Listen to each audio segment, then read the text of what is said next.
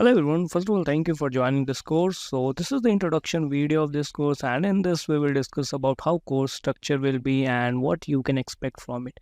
So basically this course is comprehensive guide to understanding and utilizing various prompt techniques that are used to generate high quality answers from ChatGPT. And also we will explore how different prompt engineering techniques can be used to achieve different goals. And here in this course, you will also learn to control the output of ChatGPT and generate text that is tailored to your specific need. So basically, whatever you will type, we will try to help you in this course, like how you can get the exact output what you need from the ChatGPT. So these things we will discuss in this particular course. So anyone interested can start learning with our course, and this is the whole purpose of this course. So I hope you will enjoy this course and see you in the next video.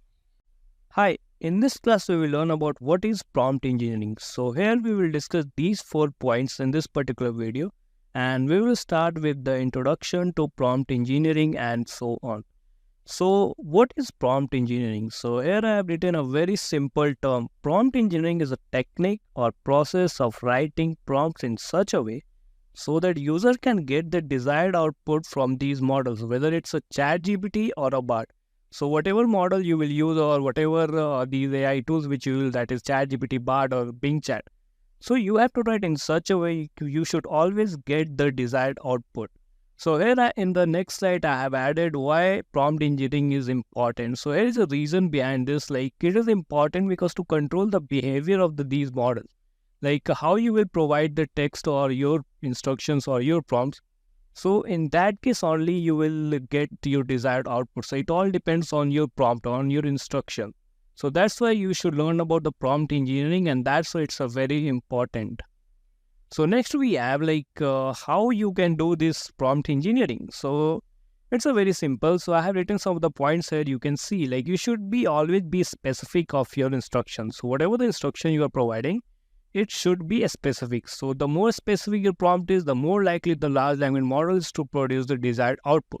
So here the large language model means simply the chat GPT, Bing Chat or the Google Bard. Okay, so it means that only. And next point we have that a use keyword. So it means what?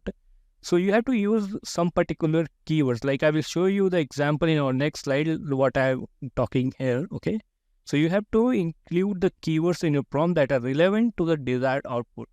Next is also point is like use examples. Like if you think of any example according with respect to your prompt, then you can use examples as well. And try to be creative always. Like you should be very concise and very specific in the prompts. Like whatever you will type, it should be very specific. So this is the way to do prompt engineering. And otherwise we will also see these things in our next further videos. So here is one examples we have here. Like first one is the to generate creative text format. So here you can write me a poem about love, or write me a script for a short film. And the next example we have the to answer your questions in an informative way. Like here is the next one we have, that is how does a car engine work. So it's a very good question. Like it can give you the better answer for it. And also you can use these models for translating languages. So whether you want to translate from English to German, German to French, French to German, like this, you can use of this language by writing the prompt. Translate this sentence from one language to another. That is, here in this case, we have from English to Spanish. Next is to write different kinds of creative content. So here you can write me a short story about a robot who falls in love with a human. So these are some of the examples which you can try. So in the next video, we will basically sign up on different models. Like we can sign up on mostly on ChatGPT we will do. And after that, we will see some of the different prompt engineering techniques, what you can use to get the desired output. So that's all, and thank you. So see you in the next video. Hi, in this class, we will learn about the Google Bard guide. So basically here, we will discuss about in this particular video about what Google Bard is, what are the features of Google Bard, and how we can access it. So here you can see I've written these 3 points. So we will discuss each point one by one, okay? So we will discuss first to this, then second, then this one, how to access it. So moving forward about the first point, that is what is Google Bard. So here you can see I have written the info here about the definition, actually what it is Google Bard. So you can read here, and let me tell you in the simple language what is Google Bard. So it's basically an AI chat service which is used to develop some textual content based on the user input. Like whatever you type in, whatever you give the instruction or the prompt, so it will give you the result based upon that. Okay, it's a basically an AI chat service, and the most important part of this model is it's based on the real time. Okay, so you will always get maximum time the real time updates. Like you can ask this model like give me the latest news. Okay, you can ask about the latest news or the services or whatever the trending. Okay, so you can ask this thing in this particular model, and it's a very good thing and a very impressive feature of this particular model, that is the Google Bard. Next, we have the features of Google Bard. So here you can see I've written 6 features like brainstorm ideas, get summaries, create content, answer question as it do, translate languages, and also real-time updates. So, okay. So basically the first one which we have brainstorm ideas, it is basically used to, like, if you want to get some ideas about your project, about your meetings or something else, you can do that with this tool as well. Next, we have get summaries. So if you want to get summary of any book which you don't want to read, or you just want to get an overview or a big article, so you can do that as well with this particular tool. Next, we have create content. So if you're a content creator, then you can use this tool for the creating content, like creating content for the Instagram or LinkedIn or X now. Like previously it was Twitter, now it is X. Okay, so you can create content as well, and also it gives you answer question. You can even translate languages from English to German, and also it will give you the real-time updates. Okay, as I told you, give me the latest news, which we will see now further how you can do it.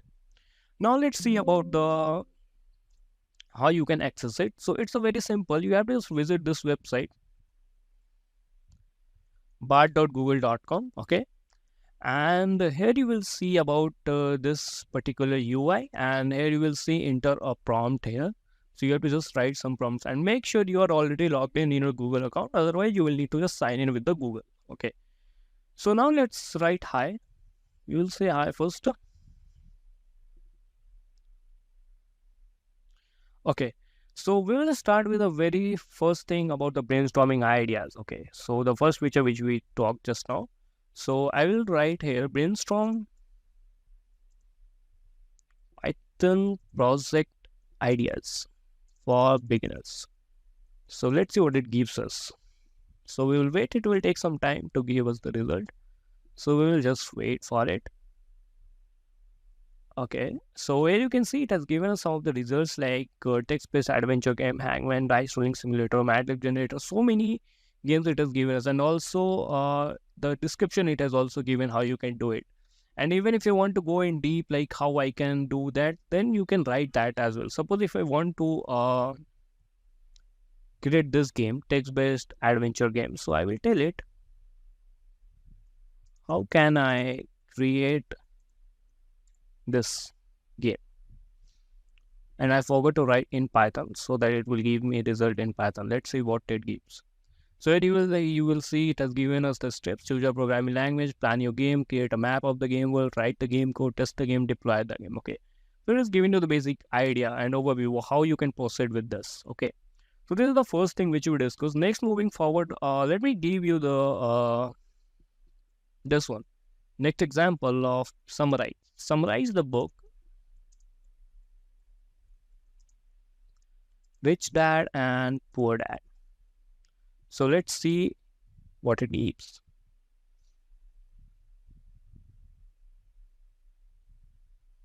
So here you can see it has given me the summary of this particular book. So here you can see this Dad Poor Dad is a book written by this Robert Kiyosaki writer that teaches the importance of financial literacy and building wealth. So that's a totally true about this particular book. So next we have, I will show you how we can get the latest news. So you can just give it this prompt, give it the prompt, or give me the today's latest news. So let's see what it gives. So here you can see that say you can have this new funding to deal with this pro Khalistani something, and you can get so many news. If you want to tech news, you can give the prompt as give me the today's tech news. So now I will show you how you can summarize any article. So I will just go on TechCrunch and I will use any article. suppose this one, and I will just copy the URL here, and I will tell it here, summarize this article. Summarize this article. Let's see if it does or not. I hope it will do. Let's wait. So here you can see it has summarized the article. Tesla has announced a new lower price version of its Model X and Model S electric vehicles. So here you can just read the summary about article. If you don't want to read some big articles, then you can just start with this. Like you can just read the summary of those particular articles. So in this way, you can use this particular tool. So still we have not started with the prompt engineering, what actually it is. Okay. So first we will also see about some ChatGPT and also BingChat. Then we will start with the actual prompt engineering techniques. So that's it, and see you in the next video. Thank you. Hi, in this video we'll see about the ChatGPT guide. So in our previous video we have covered about the Google Bard. So the same thing we will discuss in this particular video as well. So let me tell you the table of content which we will discuss. So here also we will discuss about the what is ChatGPT. Okay, the next is features of ChatGPT and how to access it. So we will discuss all these 3 points in this particular video. So moving forward, let me tell you about the ChatGPT. So it is also the same as the Google Bard. It is also the large language model, and but it is developed by the OpenAI, and this is the first. Okay, the first model which is generated, that is the ChatGPT. Okay, and also the big difference between this is as this ChatGPT is limited to only till 2021 data set, not up to 2023. So this is the big difference between this, and also yeah, we can get the latest trends and latest technology, latest tech news with the help of Google Bard, but not with this ChatGPT. So it is not possible in this. So moving forward, we will see over the features. So here also these are the same feature is applicable to this as well. Brainstorm ideas, get summaries, create content, answer question, translate languages. But it is predefined only 2021. Okay. So let's see now how we can access it. So you have to just go on this particular website, that is chat.openai.com. And here, if you have not signed in, then you can sign it, as I'm already signed in, but I cannot show you again how you can sign in. That's why. So you have to just log in with your phone number and log in with your Google. You can do anything, and then you will be able to sign in this particular chat tab. Okay. So now let's discuss about how you can use it. So I will start with a hi, simple hi. Here also I will write brainstorm ideas about some web dev project. Let's see what it gives. So here you will see e-commerce platform, social network, portfolio, website, education platform, blog platform. So you can get so many ideas with this as well.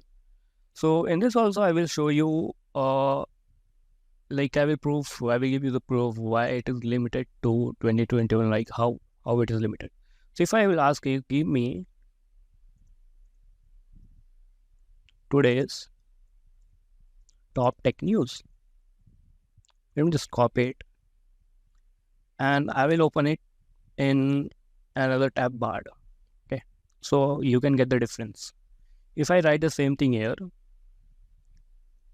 so let's see what it gives us the result.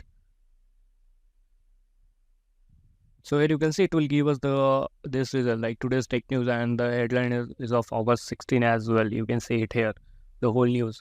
But here you will see, I'm sorry, but I don't have access in real-time information, as my knowledge was last updated in September 2021. So this is the big difference between the ChatGPT and the Google Bard. Okay. So now let's moving forward about, I will show you that summarize article thing, how you can do it. So I will just go on the TechCrunch again, and let me just take this article. Let me copy it, and I will just write the prompt here, summarize this article. So let's see whether it's able to do or not. So here you can see, I apologize for any inconvenience, but I'm able to access external website or specific articles. So here you can see it is not able to access it, but in sometimes it is, it can. Okay. And here you can see alternatively, if you have general topic or specific articles from article, feel free to share those. Okay. So it all depends upon it. Like it is not able to access the latest tech news or articles, but it is not access to the internet, you can say. So this is a big difference between these two. If I ask it to summarize the book, let's see whether it is able to not summarize the book. As it has access to that data, then it may be Miss Dad and Poor Dad. So here you can see it has summarized that particular book. So in this way, you can use the ChatGPT. So in our next video, we will see about BingChat, and after that, we will start with the prompt engineering. So that's it for today's video, and see you in the next one. Thank you. Hi, and now in this video, we are going to see about this BingChat AI guide. So basically, in this video, we will discuss about this BingChat AI guide and what are its features and how you can access it. So we will discuss all these 3 points in this particular video. So here I mentioned it all one by one. Okay. So moving forward, this is about the what is Microsoft Bing Chat AI. So it is also the similar AI which we had discussed in our previous classes. That is the Google Bard, and another one was ChatGPT. Okay. It is also similar to that. In that also you can do the same things which you were able to do in the Bard or the ChatGPT. But here the big benefit or the very important feature of this AI tool is that it can generate images as well. Okay. You can generate images as well with this particular AI model. Okay. So this is the very big difference between all those things. So moving forward about the features, so here we can see it is also the same feature it is holding, like brainstorm ideas, get summaries, create content, answer questions, translate languages, generate images, and it is also access to the web as well. Just like the Google Bard, it has also access to web, you can use it. Now moving forward, let me show you how you can access it. So for that, you have just open your Microsoft Bing browser. Okay. And here you will see I have already searched for the features of Bing Chat AI. You can see here. So now what you can do, if I go from here, wait, what you have to do, you have just to open up a new browser or the new tab, not browser, and you have to just click on it. Now next what we have to do, you have to ask here anything, just like I had told you, it can generate images as well. So I will tell him, generate me a image of a dog. Let's see what it gives. Actually, this particular AI tool is also based on the, what we say, the ChatGPT 4 version. Okay, not 3, but it is on 4. So here you will see, I will try to create, and here you can see it has given us the image of a dog. Okay. So in this way you can use it. If I do something else, like here you can give me web development project ideas. So let's see what it gives. Oh, wait, what I'm typing. Yeah. So here we will see what it is giving us the result. And here you can see build a one-page resume. Like it will give you so many things. Okay. Here you can see. If I say it again, write me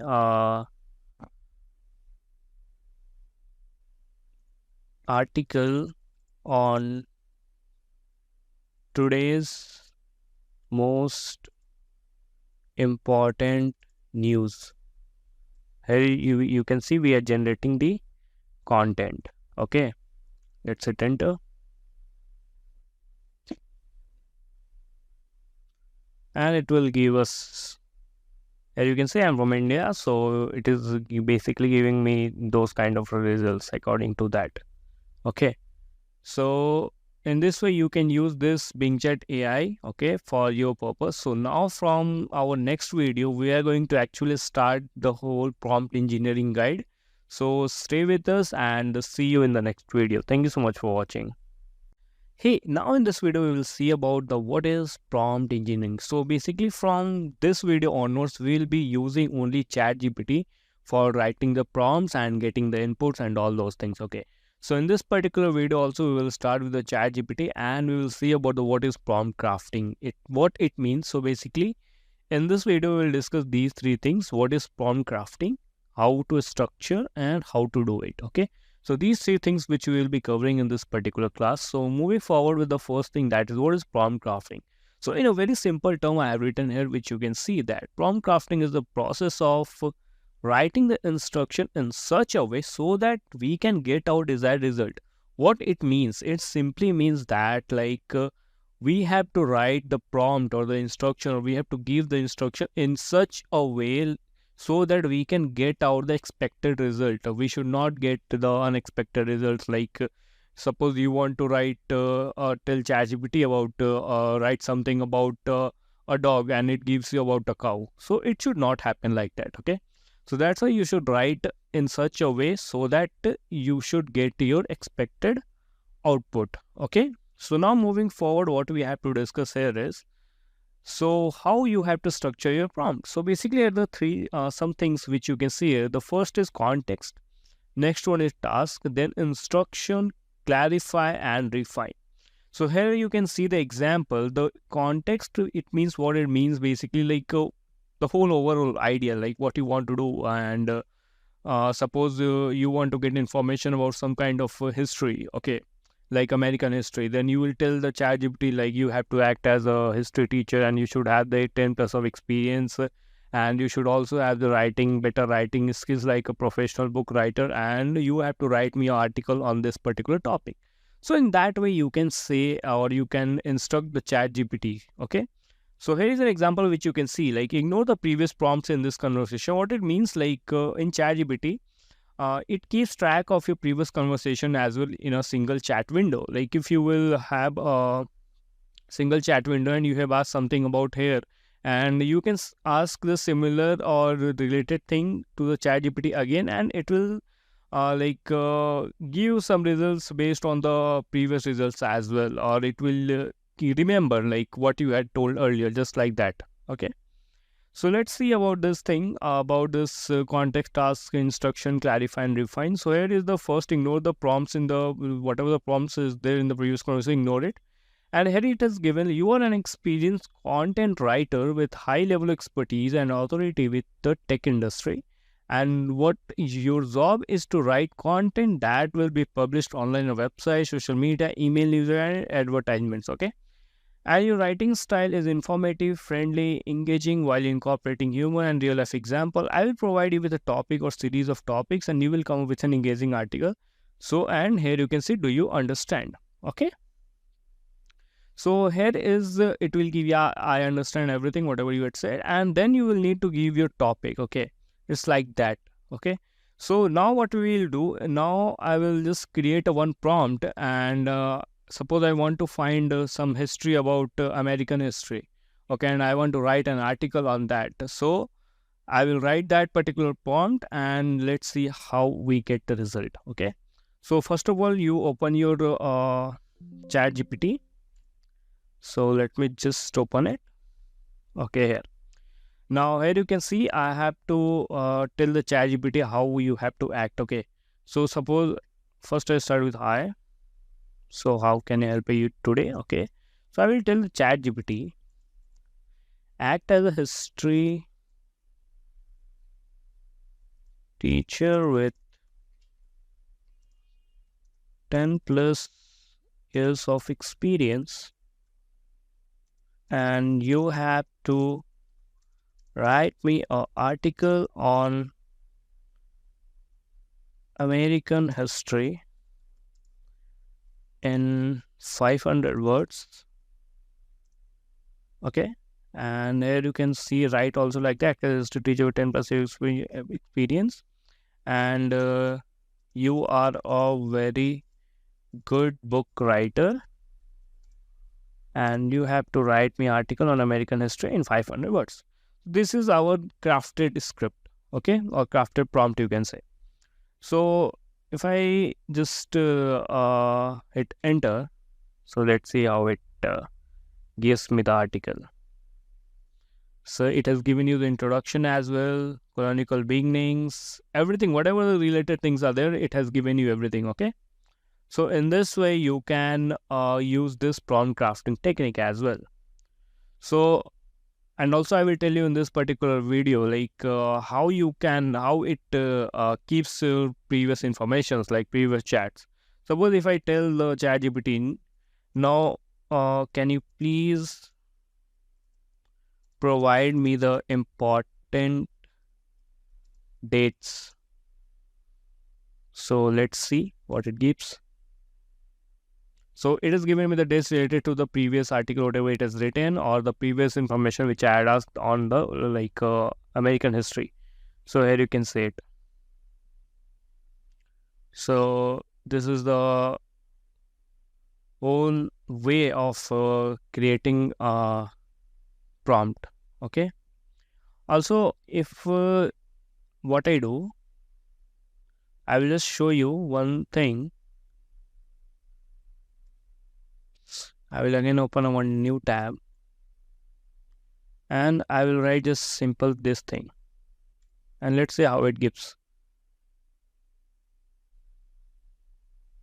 So here you can see the difference between the both outputs. Like here introduction you can see. Let me just so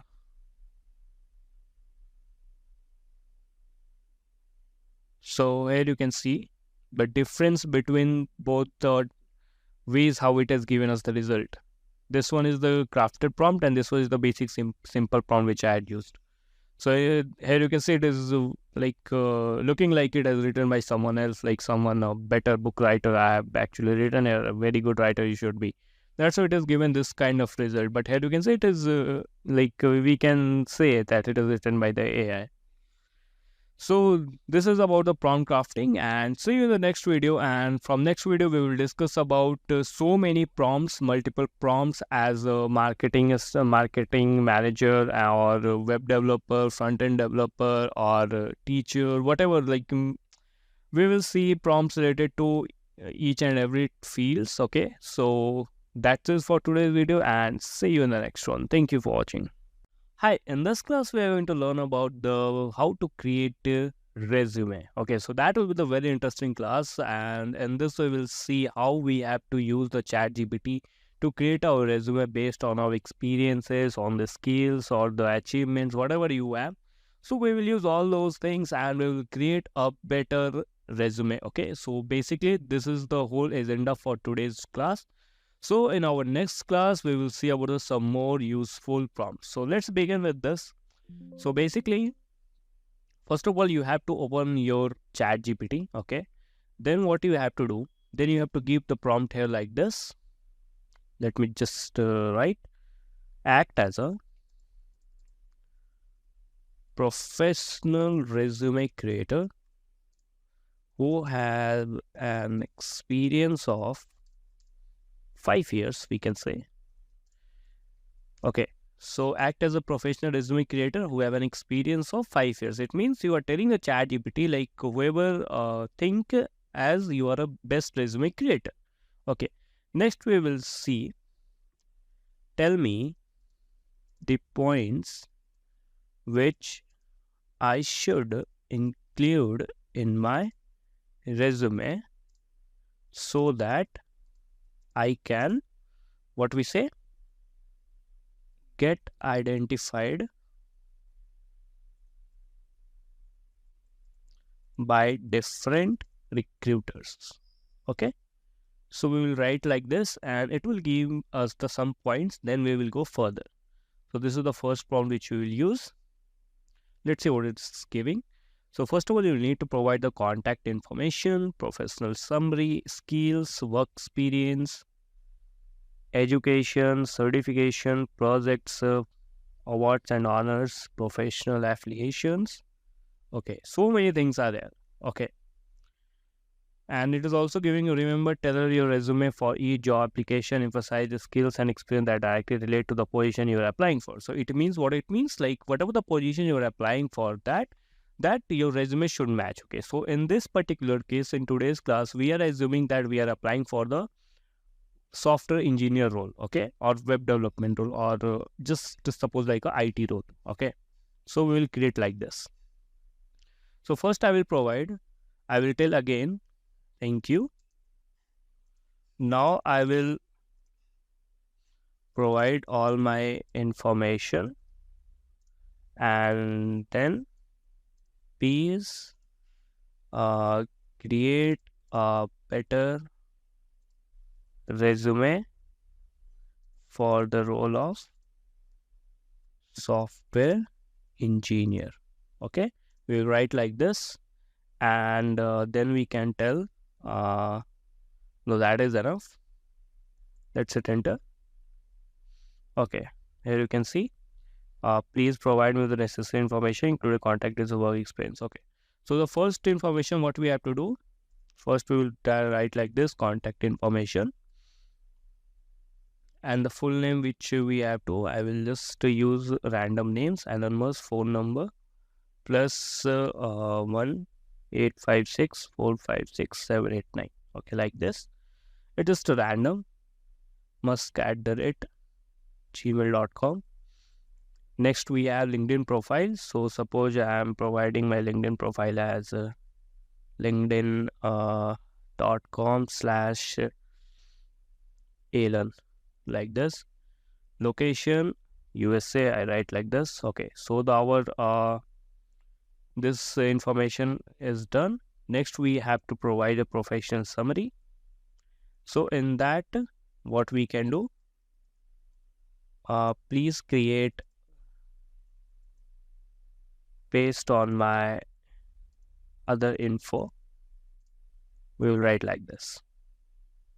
Third is which we have skills. So as a software engineer, if you are applying, then you should have the skills of any language. You can write Java, Python, HTML, CSS, JavaScript. Even you can write prompt engineering. Next you can write about Android development, AI, ML, Docker. So these are just the skills. Okay, basic normal skills. Next, what we have to do here, you can see list relevant skill that is specific to industry and the job you are targeting. Okay, so these are the basically skills. So here we can write like this: technical skills. And in the soft skills, we can write what we can write good team player, fast learner. We can write like this. Okay. Next, what we have to do, we have to provide a work experience. So if you're a fresher, then work experience is not required. And if you are experienced, then you can write like this: work experience. So here you can write, I'm a fresher. Just I'm a fresher. I don't have any work experience. Okay. Next, moving forward, what we have to do, education. So suppose you want to provide your university name. So here we can provide university as just random USA University. Next you have to degree which you have done. Suppose it's for the BTech. Okay, and it is for from 2018 to 2022, like this you can provide. Okay, so this is the university. Then you have HSC. Here you can see ABC, and SSC you can provide as CDER, like this. And here you can provide marks. You can provide 95%.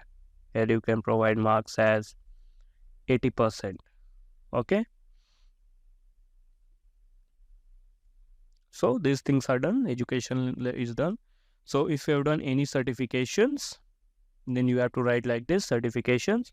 You can AWS certified. They can write like this. Okay. Next we have projects. In projects we can do chat GPT dashboard, and also one project you can add here anything which you have done. So chat GPT dashboard, as well as simple image to text app, like this you can write it just random.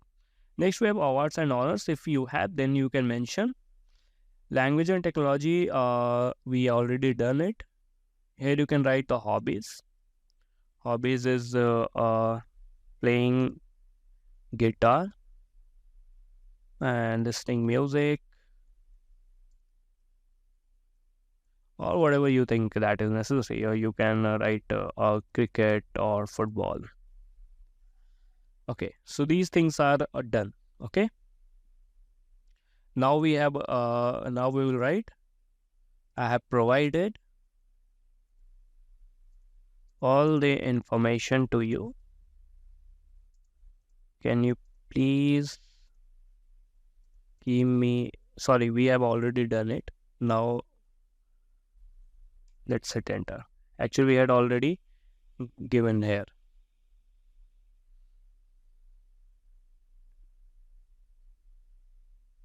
So here you can see it is giving me the results. So please make sure to review and customize it according to preferences before using it in your job application. Highlight your strength skills. Okay. So here you can see you have provided everything. And if we had not provided the summary, so here you can see dynamic and highly motivated software engineer with a strong foundation in Java, this, everything is written here in your summary. Okay. Next, technical skills, which we had mentioned, education and the school, you can see SSC, certification, which we had done, projects. Here you can see ChatGPT dashboard has given us the info, whatever is there, like it just given whatever he thought it's suitable. Okay, that model thought which is suitable, that it is written. Hobbies, you can see contact references. Okay, so in this way you can create a resume. Then what you can do, you can simply just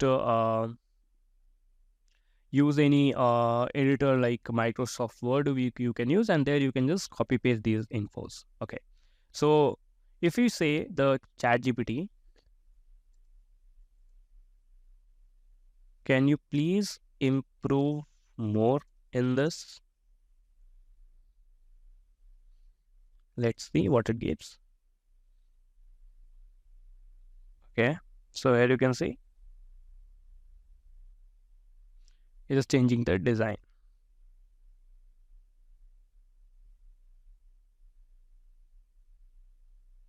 It has given more information. Here you can see skills in, it has given the skills in more like better way, like programming, this web development, this tools which we had used, Android development, AI, ML, soft skills. So it is given the whole information with a more improved version. But here you can see it has just written as it is. Okay, so this is the way to create a resume with the help of ChatGPT. Okay, so in the next we will see how we can just review our already created resume and how we can improve in that. And also we will see about if you provide some job roles to the model or to the ChatGPT, then based upon that, what changes we can do in our resume. So these all things we are going to change in our further classes. So that's it, guys, and see you in the next video. Hi, in this class, guys, we will see about how you can create a proper resume. As in our last class, we had not done it, and I had told you can do it with the help of Microsoft Word. But now in this class, I will basically create a proper resume PDF. So we basically will be using LaTeX, okay? So I will tell the ChatGPT to write me a LaTeX code, and then we will be using one tool that is Overleaf, okay? So let's begin. So I will tell, write me a LaTeX code for the our resume, and please use some professional colors. Okay, it should not be whole black and white. Okay, we will write like this, and let's hit enter, and then we will go down. Okay, so here you can see it is writing this code. Till then we have to just register on this website, that is Overleaf. First of all, click on this register button, and I'll be using the temp mail. Basically, I don't want to use my personal mail, so that's why I'll be using this. And you have to just enter your password. Register using emails. Okay, just skip. And here what you have to do, create a new project. That will be the blank project. Let's name your project as resume. Okay, it's loading. Just wait, and here you have to just paste that code. So here you can see it has given us the whole code, and I'll just copy this code. I will come upon here and I will paste it, and let's just recompile. And here you can see it has given us the whole proper resume.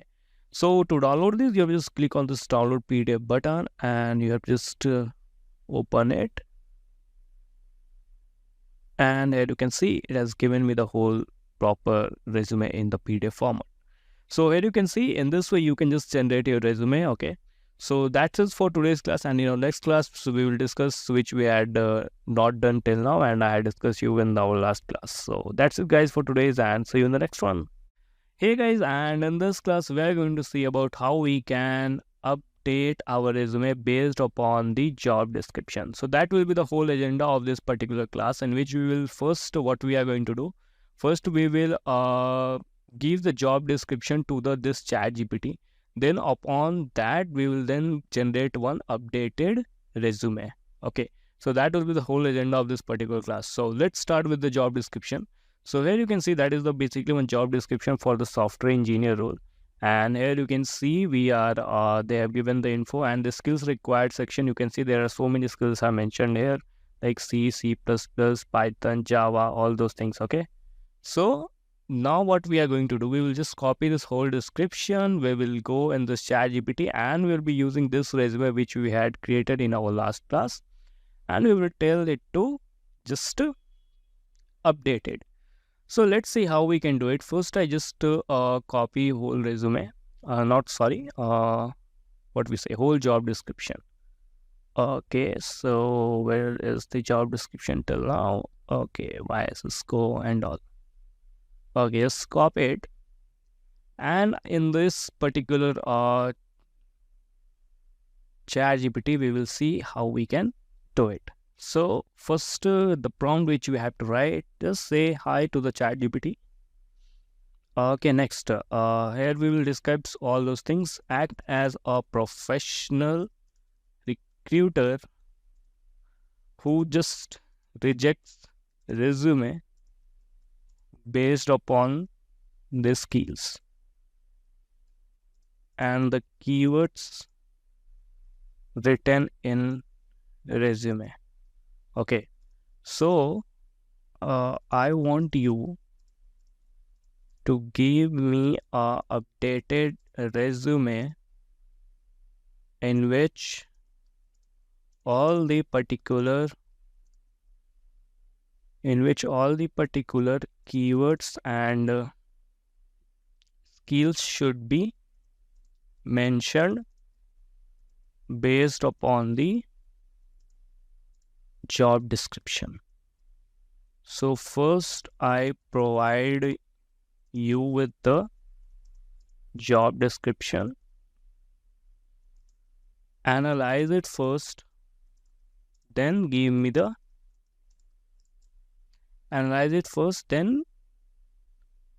then give me the updated resume. Okay, so let's see. Okay, so here is the job description, and here is the current resume. You can write like this, current resume. Just copy whole content from this, paste it, enter. Okay, and here you can see it's giving us whole thing: professional summary, soft application platform, proficient Java, Python, modern web technology, skilled Android development, all those things are there. Okay, in the skills you can see whatever the skills which were mentioned in the job description, it has mentioned everything here: programming languages, Java, Python, tools, database technologies, everything it is mentioned here in this particular skill section. In education you can see BTech, academics, so that will be the same, and projects is there, hobbies is there. Okay, so it has basically added all the skill section that is required. Okay, let's confirm again. Have you added all the keywords and skills in the updated resume? Let's see what it says. Okay, I've done my best to incorporate and keyword and skill mention job description into the updated resume. Okay, fine. So basically, here you can see it has added all the skills which are required, which were there in the job description. So in this way, you can just generate your updated resume, or you can update your resume based upon the any job description. Okay, it's not only specific to the software industry or IT industry. If you are in the civil, mechanical, or designing section, or what we say digital marketing, sales, so any job description you can just copy paste here, and you will get a updated resume. So that's it for the today's class. We'll see you in the next video. Thank you. Hi, in this class, we are going to learn about the best marketing prompts. So in our previous classes, we have already covered about the resume. So if you have not watched that class, then please go and watch that tutorial. So basically in this particular class, we are going to talk about some of the best 5 prompts that we will use, and that will be very helpful for the marketing person. So if you are a digital marketing in the domain of digital marketing, then this tutorial is very helpful for you. So moving forward, let's begin. So these are the 5 prompts which I have just created and that we will use it. Okay. So let's start with the first one. Okay. So let me just spread the screen here and let me just do one thing. Okay. So now here you can see write a minute long advertisement script about some product, service or company. Okay.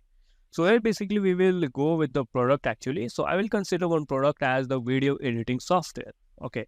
So what I can do is here is first of all I will copy this particular that much of part. Okay. Just paste it here and here we will write a minute long advertisement script about here we will describe our product. Okay. So about a video editing tool. Okay. In which user can edit different types of video, and also there is a feature of what we can say adding subtitles, adding different musics, adding different elements, and also users can do voiceover. So this is our the product description, and now let's see how it gives us the video script. So let's just hit enter. Let me just do it like that. Okay. Oh, sorry. Yeah. Now it will give us the result. So here you can see opening shot or dynamic wanted of various video clips showcasing different scenes and emotions. So here it is giving you some about ideas as well, like what type of video you should use before starting your actual video or the advertisement, whatever you're doing. So here you can see the narrator, who is the narrator means voiceover, whatever you will say. So here you can see introducing Video Master Pro, your ultimate video editing shoot. So it means it has given you the name as well. If you're not decided the name, then it can give you the name as well. So as you can say, in this way, you can just use this particular script to create your videos. Okay. So this was one for the our one particular tool, that is one product. Next, moving forward, also what we can do, we can use this particular prompt. Let me just write like this. Let me just keep the description here. I just hit enter. And just wait. I just stop generating because I did that because I can copy that later. Let's just copy this much again and hit enter. Create a 3-month social media campaign kind of for our product with all the goal to, here you can say, to achieve first 1000 users, and mention the channel we should focus on. So we have already discovered our product above, so we don't need to describe again. Let's hit enter. Let's see what it gives. It did for 3-month social media campaign. Calendar month 1 build excitement and awareness, week 1 and 2. Here it has given you which platform you should use. They have said about Instagram, Twitter and Facebook you should use. Create visually captivating teaser posts revealing glimpses of the edit interface. So it is just used as a name now. In this thing you have to do in first week 1st and 2nd, then in next week's week 3rd and 4th you have to go on YouTube and LinkedIn. Then in the Next month, you have to go on the user stories of Instagram, Facebook, Twitter. So it is giving you the whole campaign about how you have to promote your product. Okay, so in this way, you can use this particular prompt to get a whole marketing campaign. Key focus channel, you can see it has given us the Instagram, Twitter, Facebook, YouTube, LinkedIn, Instagram stories, and also Facebook live session it has given up you. Okay, so in this way you can just create your whole plan. If you don't like anything, if you want some alternative, then also you can give that prompt here and it will give you some other result. Next, moving forward about the next prompt, that is write a marketing copy to make my marketing emails for more engaging. Okay, so and also what you can do, the copy must be about our product. Let's hit enter. Let's see what it gives.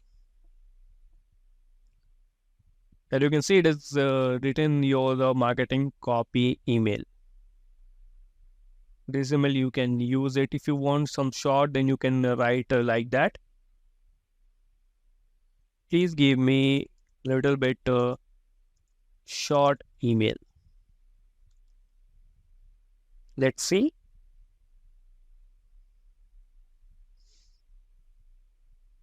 Here you can see it has now just reduced the length of words. Okay. So in this way, you can use this for creating your marketing emails. So if you want to write some tweets again, so you can write some tweets. Okay. Write 5 tweets to generate interest in my our mentioned product. Let's see what it gives.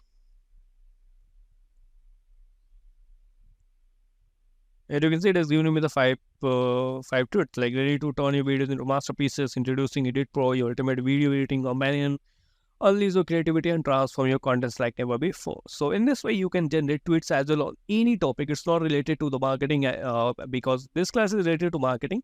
So that's why we have used one product and we are just creating the tweets based upon that product. But here you can give it any topic on which you want to tweet. Okay. Let's talk about our last prompt which I have just done here. So let's copy, write a press release about our upcoming event. Include the event's date, time, location, and purpose. So here you can see, I want to aware people about my ever product and also tell that how to use it. Okay. The event date is 29th of August at 10 a.m. IST. Let's see how it creates. Okay, to witness to a groundbreaking event that will revolutionize the way you approach video editing. Edit Pro Ultimate Video is thrilled to announce its upcoming virtual event on this particular date. That is 29th of August at 10 a.m. IST. This event aims to introduce individuals, creators, and businesses to power of Edit Pro. So in this way, you can just create the press release as well for your particular product. So I hope this whole class is very helpful to you if you are coming from the digital marketing background. So that will be very helpful for you. So that's it, guys, for today's video, and see you in the next one. Thank you. Hi, in this class, we are going to talk about the content creation. Okay, so basically in this, we will be talking about how we can create a blog actually. So we'll be using Google News to get some titles, okay, and then we will be creating some blog post on that particular topic. So let's see how we can do it with the help of ChatGPT. So that will be the very interesting video. So let's start. So here you can say I've opened up the ChatGPT. Let me just go on the Google News. Okay. So here you can see I'm on the Google News homepage. I want to write an article on health actually, because that will be the very common and everyone will understand how it works actually. So, okay, so let's just write on this particular thing, the health benefits of eating papaya. So here you can see you can craft your prompt as like this. So act as a professional blog writer who has an experience of 10 plus years. Okay, you can write like this. Who has an experience of 10 plus years, and the domain of your writing is is health. Now, write me a article on write me article on the health benefits of eating papaya. Okay, so we have written it in the we will define in how many words. So I want in the 500 words, and please include the table of content and the FAQs in the blog post. Let's see what it gives us the result.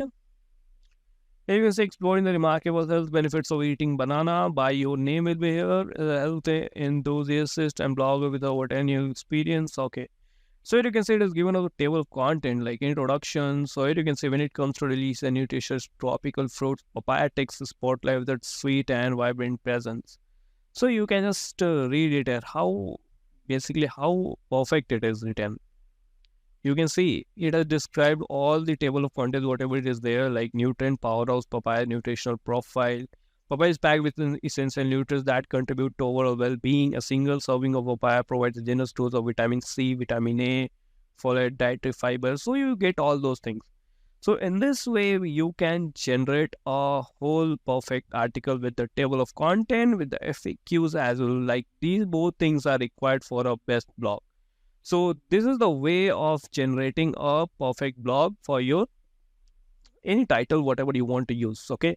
So in our next class, we will see how we can generate some more different kinds of blogs and some more techniques we will see in this particular section. So that's it, guys, and see you in the next one. Thank you.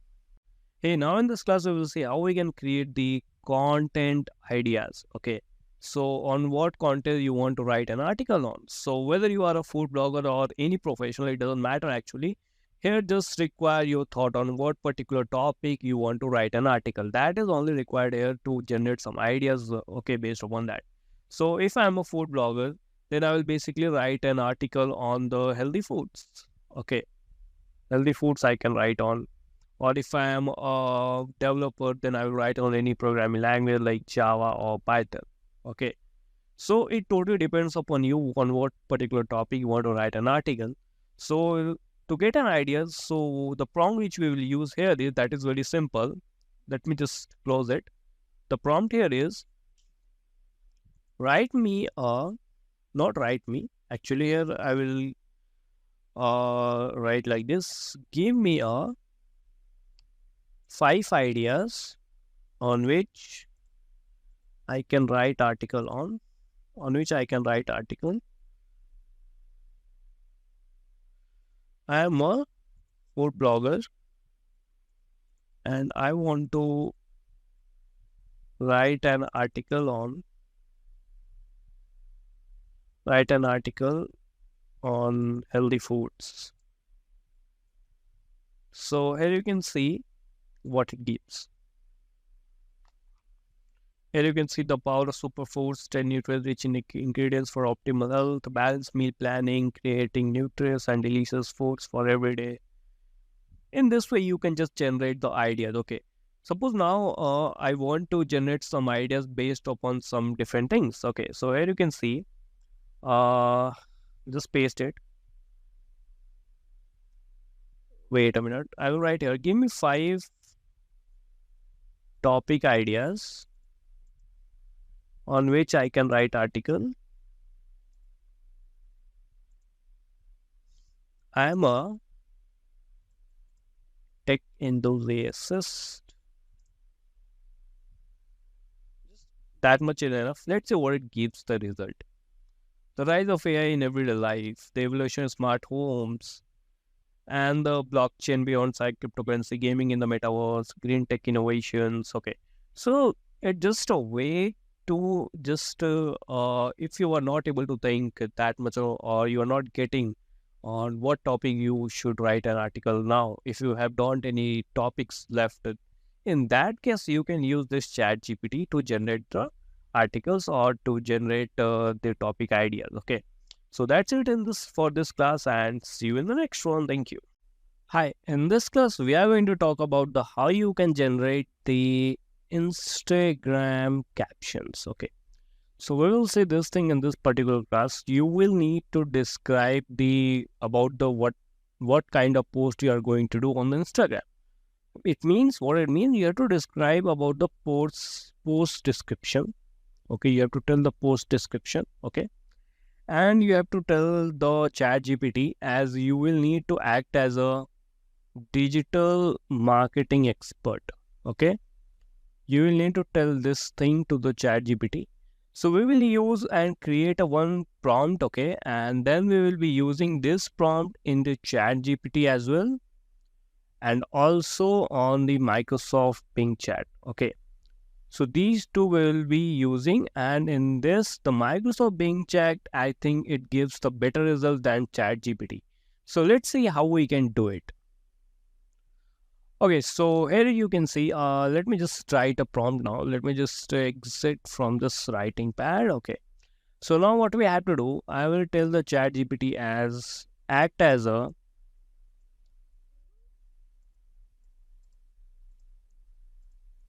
what is happening? Act as a digital marketing expert. You have to write me a eye-catchy Instagram caption for me. For me. The post the post which I have created is on. Let me just write the post, whatever the post which I have created. So here I will write 6 free marketing tools which you can use. Like that. This is the whole post about it. Okay. Let's see what it gives the caption. So here you can see it has given us the boost your marketing game, unleash your creativity with these 6 free marketing tools. Swipe to skyrocket your brand success. Okay. So next we can write it here like that. If you don't like this particular caption, then you can just write it like this, another. Then it will give you some other result. As you can see, like level up your marketing strategy with zero cost. Check out these free tools. If you also don't like this, do it another. It will again give you some better result. Okay. So this is about generating Instagram caption with the help of ChatGPT. Now let's use this particular same prompt in the Microsoft BingChat AI. So here what you can do here, you can just paste it and hit enter. Let's see what it gives us the result. It will take some time. Here you can see if you're looking for free some marketing to boost your, you have come to the right place. Okay, sorry, it didn't get it, I guess. Let me just go on the precise. Now here it will give us the result. Let's see.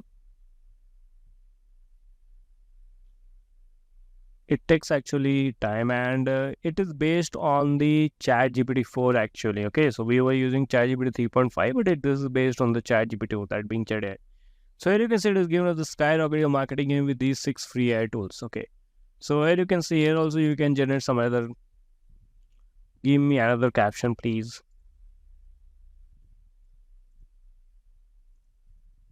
Let's see what it gives.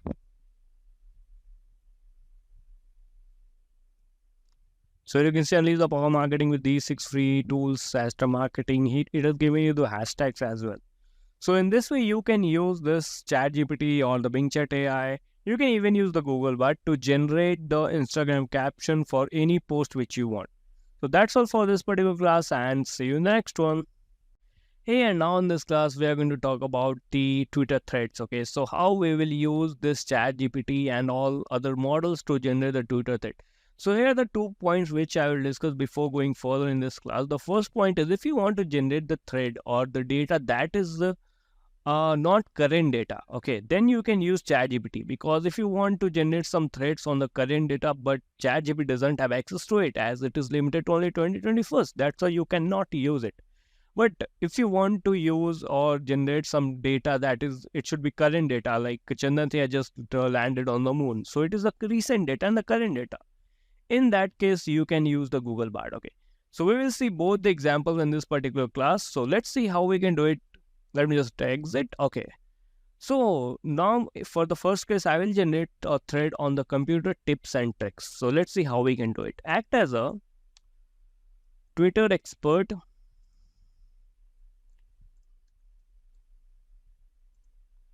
Write me a thread on computer tips and tricks. The number of, sorry, we can write like this. Start with the introduction. Introduction, and the number of threads should be equal to how much? It can be equal to any number, whatever you want. We will just write it 6. Okay.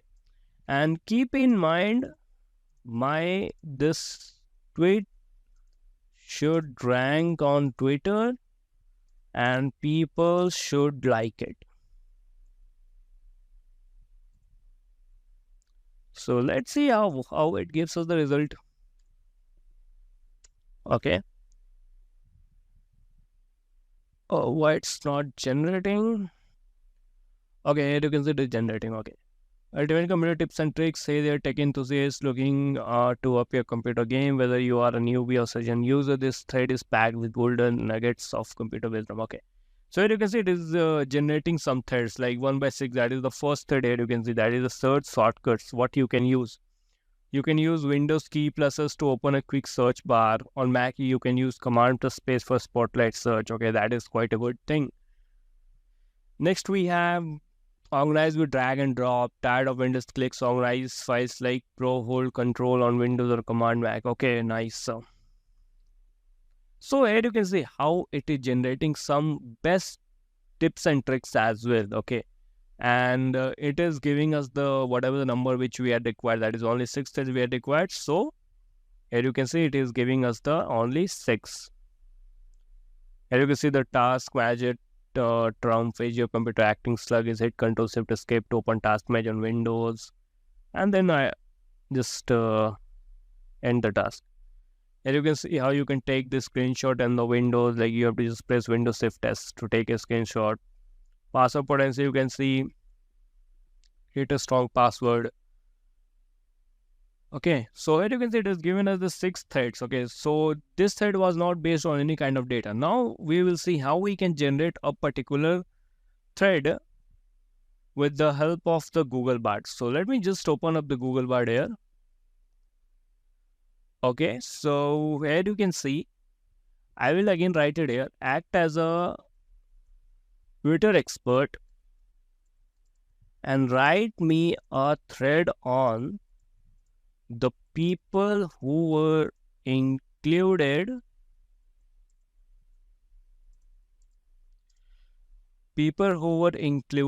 in the Chandrayaan 3 mission. Okay.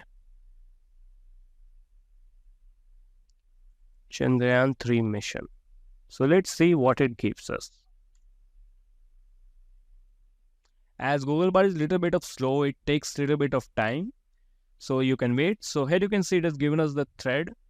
Chandrayaan is a historic moment for India, and it has thanks to hard work and dedication of many people. So here you can see it has given you the pictures as well. You can just see S. Somanathan, this P. Veramutwel, Kalpana Kalasti. So many people are there. Okay. So here you can see it has given us the hashtags as well. The hashtag that is used by the ISRO as well. So here you can see Indian Space ISRO Chandrayaan 3. Okay. So in this way, you can just generate a thread on the recent data as well. Okay. So that's it for today's class, and see you in the next one. Thank you. Here and now in this class, we will see how we can generate a ad copy. So now you will ask me, what is the ad copy? So it is basically the text which is written on the advertisements. Okay. So basically, we will generate one ad copy text, okay, for one of the product. You can generate this particular sentence for any product or whatever the service you offer.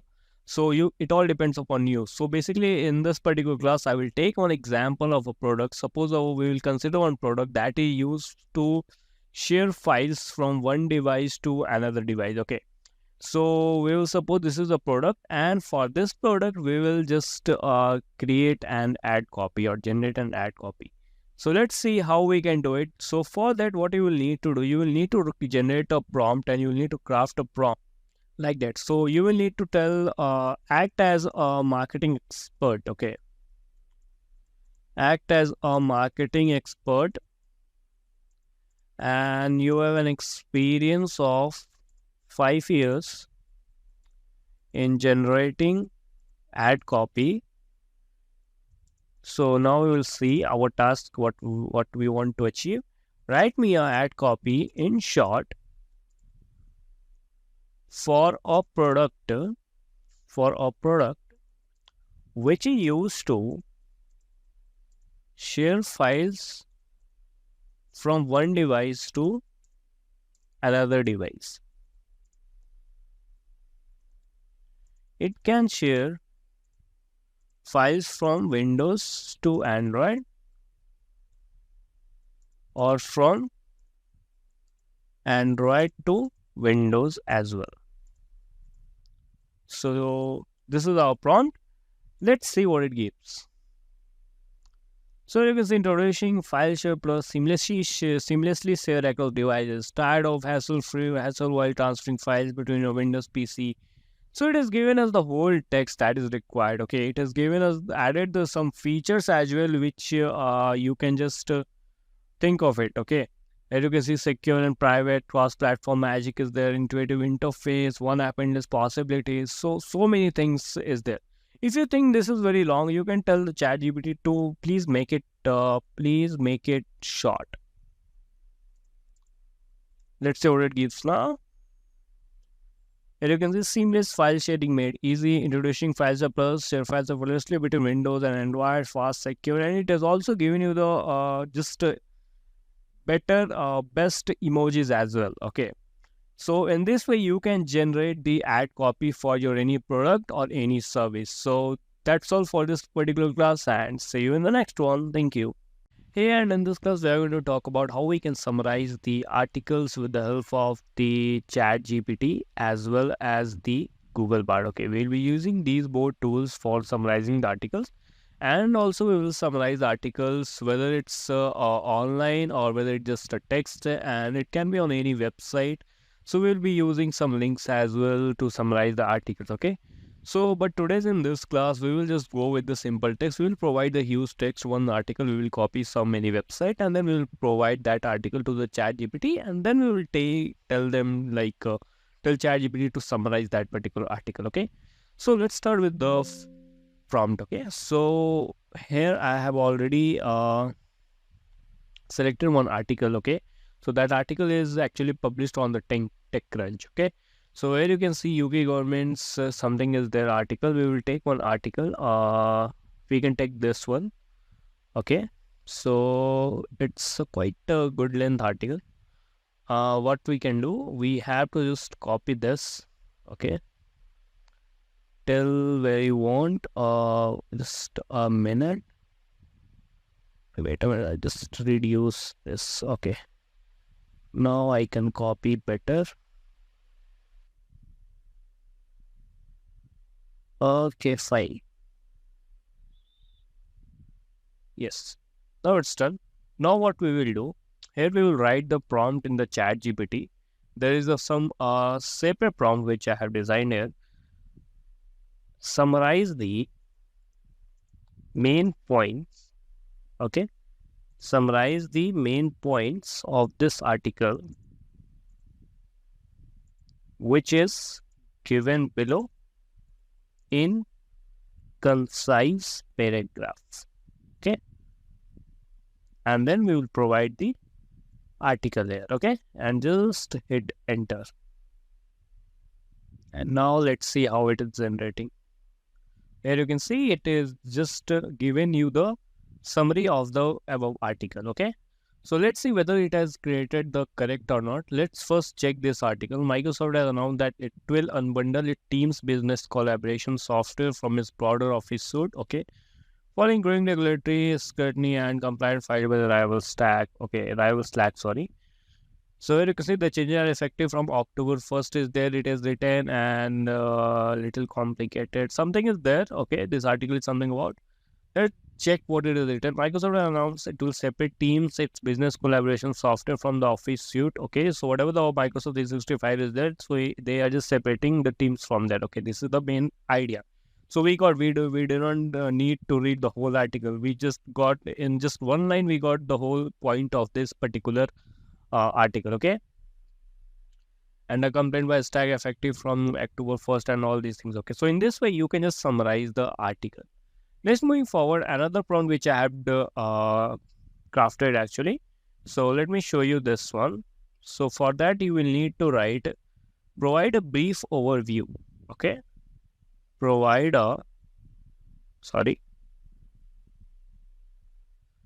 provide a brief overview of the what we can say provide a brief overview of the key ideas, key ideas presented in this article. We can write like this. Just paste the article here and let's see what it keeps us. Here you can see in this article, Microsoft decision to unbundle its Teams business collaboration software from its broad office suite to discuss the move comes in response to growing regulatory scrutiny. Okay, so it has given us the whole point, whatever is there. Okay, approx 8 points it has given. Okay, existing enterprise customers on enterprise plans can choose to remain on the current plan.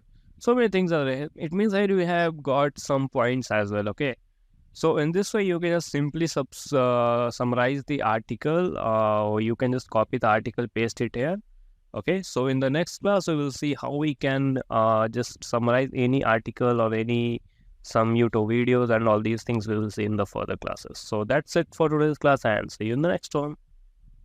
Hey, in this class, we will see how we can summarize the articles which is present on any websites or any some online platform. Okay.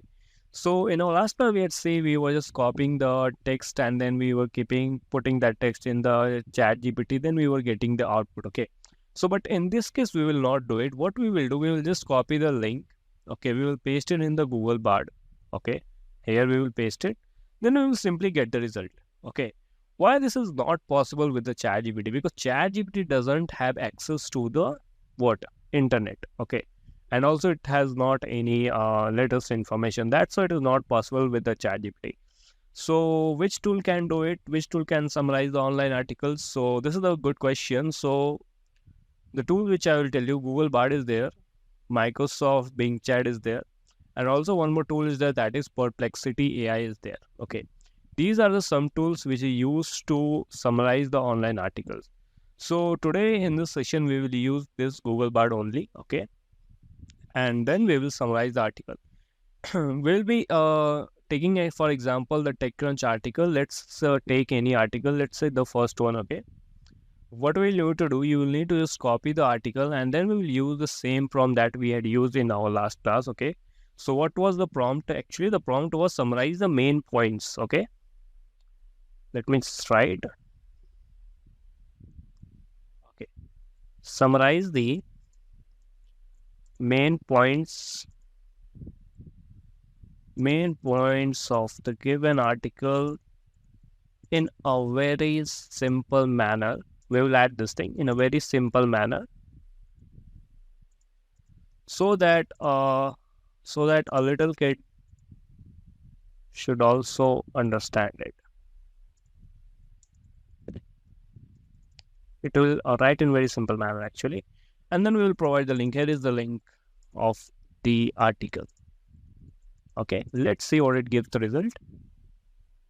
Let's hit enter. Okay,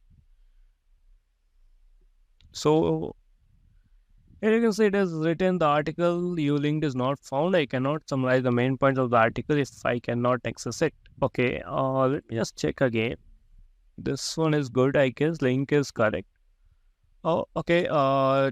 Let's just take another link actually. Okay, if you take this one,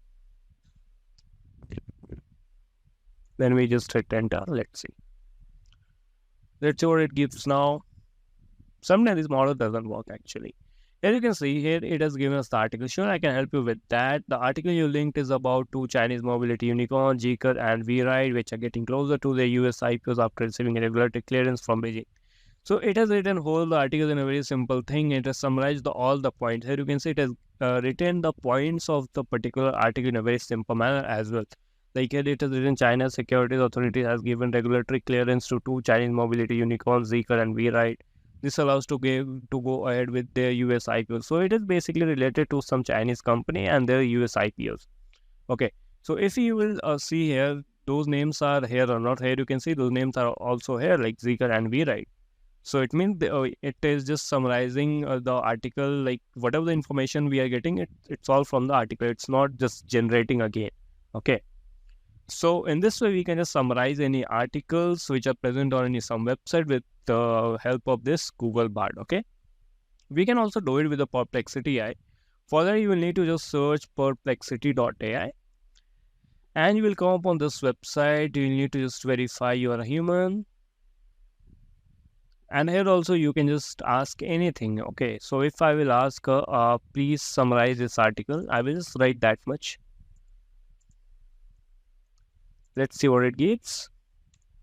Hit enter, and here you can see it is also summarizing those articles. Chinese electric vehicle brand Zeekr and autonomous driving startups, you can see WeRide have received regulatory clearance. So these are some of the tools which you can use to just summarize the articles. So that's all for today's class, and see you in the next one. Thank you. Hello everyone, and in this class we are going to talk about how we can summarize the YouTube videos. Okay, so that will be the very interesting class. So let's see how we will do it. So the process of it, you have to just go on youtube.com, then you have to select any video, and then you have to find the transcript of that particular video. Okay, after that you have to just copy the transcript. You have to pass the transcript into the model, whatever the model you want. You can use ChatGPT, Bard, or even BingChat AI.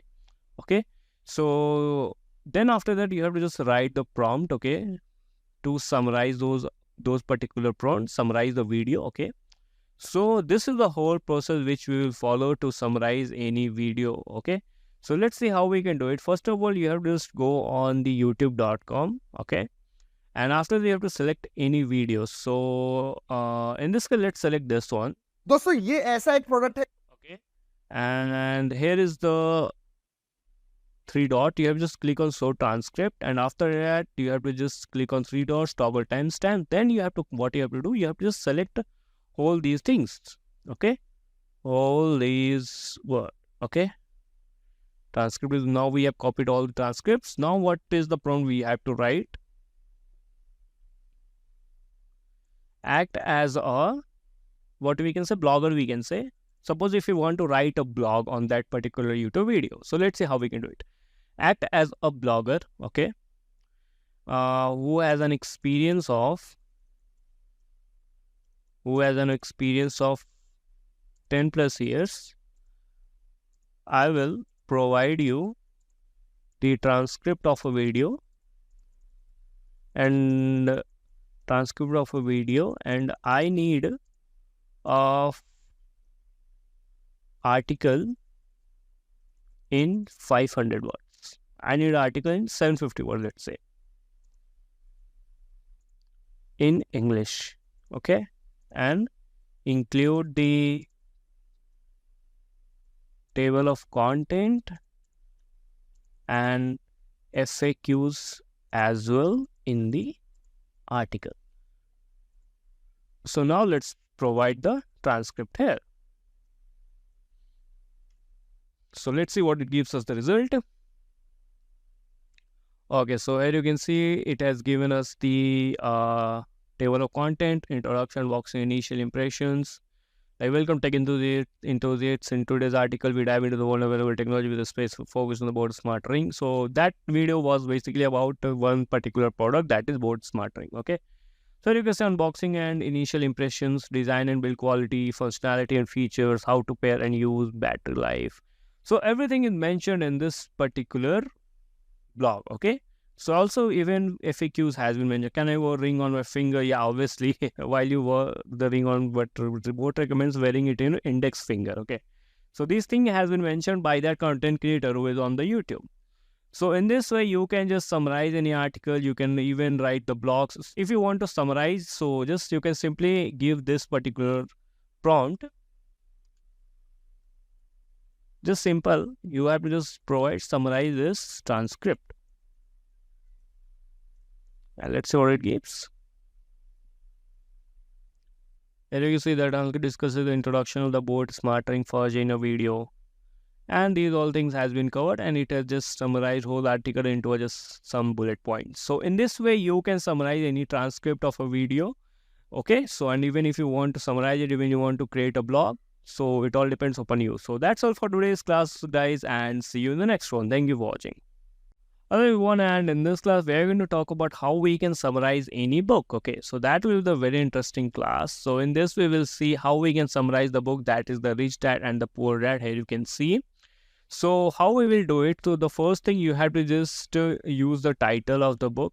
Okay, then you have to come upon the model, any model which you want to use. After that you have to write the prompt.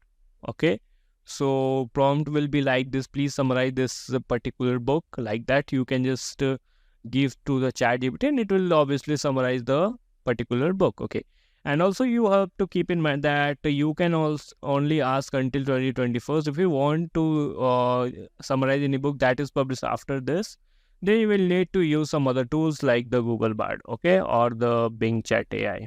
Okay, these are the two tools which are available which you can use. So let's see how we can do it. So the first thing which you will need to do, we will need to copy the title. Okay, let me just copy the title from here. Okay, so I'll just copy like this, Rich Dad and Poor Dad, and let me just write the prompt here like this: please summarize this book titled. You have to provide the title, Rich Dad and Poor Dad. Suppose if you want to get the summary of this particular book in some words, then you can even provide the words as well. So suppose I want in 500 words. So let's see how it keeps us. So here you can see Rich Dad and Poor Dad is a personal finance particular book. Okay, and also you can say it's giving so much of content. Okay, it gives us a conclusion as well. So here you can see Rich Dad Poor Dad is a personal finance classic written by Robert Kiyosaki. So here you can see the same author is here, Robert Kiyosaki and Sharon. I don't know the pronunciation of that. So the book provides valuable insights into differences in mindset and financial practice between two father figures in author's life. So it's what we can say. It has given the whole complete fact, whatever the fact present there, and whatever the actual data is there. It is just using those particular data. I mean, it means it has access to that particular book. So in this way, you can just summarize any book which you want. Okay, here you can see even it has given us some of the things like. Theme, what is the actual theme of that particular book. So you can say the book's central theme revolves around the, what is that? Juxtaposition of Kiyosaki's Rich Dad and Poor Dad. Rich Dad is the father of a childhood best friend. In this way, you can just summarize any kind of book which you want. So that's it for today's class, and see you in the next one. Thank you. Hey, and in this class, we are going to talk about some of the best business prompts. So basically, this is the series of some of the videos, okay, in which we are going to talk about only related to some of the business prompt, okay. So let me tell you what we are going to do actually with that, okay. So basically, we will start with the first business, okay. We will create and we will look for what are the things required for the business, and the names and all these things. We will see many prompts in this particular series. And after that, our main motto will be we will create a website, okay, like portfolio website for this particular business, okay, with the help of the ChatGPT. So if you have no any coding skills, so it is no worries for you. We will start with the scratch, and we will see how you can create a particular website with the help of the ChatGPT, okay. So that is the whole thing about this particular series. So let me tell you the first thing that which we will do in this particular class. So the first will be the how you can just generate a catchy business name for a particular business. Okay, I have decided what will be the business I will start. So it's just imaginary, so you don't have to focus on it. So let's see how we can do it. So here I have opened the ChatGPT. So we will write the prompt. So let me just close this. Okay. So let's see how we can do it. So the to do this, what you will need to do here first, you will need to just tell the ChatGPT, act as a digital marketing expert. Give me the list of 10 catchy names, 10 catchy names for the bakery shop. Okay. So let's hit enter. And here you will see it will give us the 10 creative and catchy bakery shop names. Okay, so here you can see the Sugar Bills Bakery, Crumb Delights, Butter and Crust Bakery, Sweet Symphony, Florist Frost Bakery, Whiskaway. So many names have came here. Okay, so now what we are going to do in the next classes, so we will see about some of the things like what will the vision and mission, and these all things which we will do. So that's it for today's class, and see you in the next one. Hi, so in this class, we are going to talk about how we can just generate the vision and the mission. Okay, so these are the two things which is required for the any shop or any company.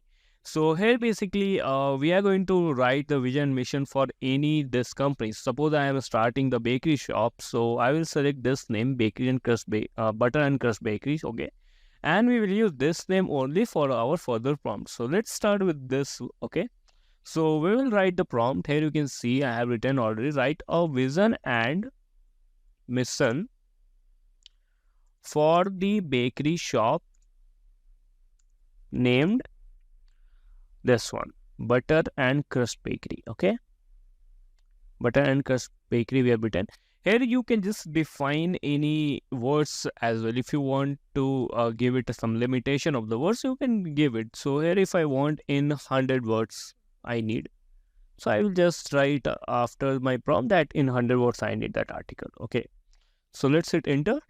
So let's see what it gives us the result. So here you can see vision. Albert and Chris Bakery, our vision is to become beloved cornerstone of the community where the aroma of freshly baked goods fills the air everywhere. So US it is written so good. Okay. And mission as well, it has written our mission at Butter at Crust Bakeries to consistently delight our customer with exceptional quality baked goods. We are dedicated to using the finest ingredients, traditional techniques. Sorry.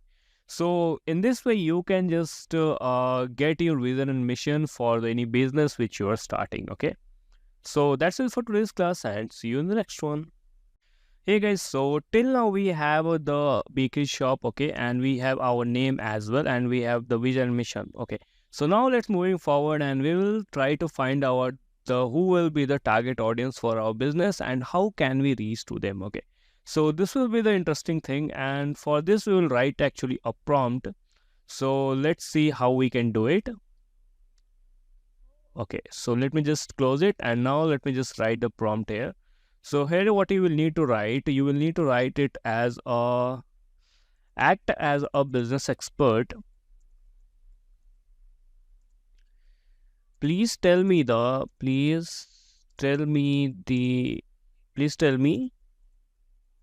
who will be the target audience for my ever business, and also let me know what we want. We want the information for the how we can reach them. Okay, so also let me know how can I reach to my target audience. So we can give some special instruction as well, like give me response in a very simple manner so that I can understand it easily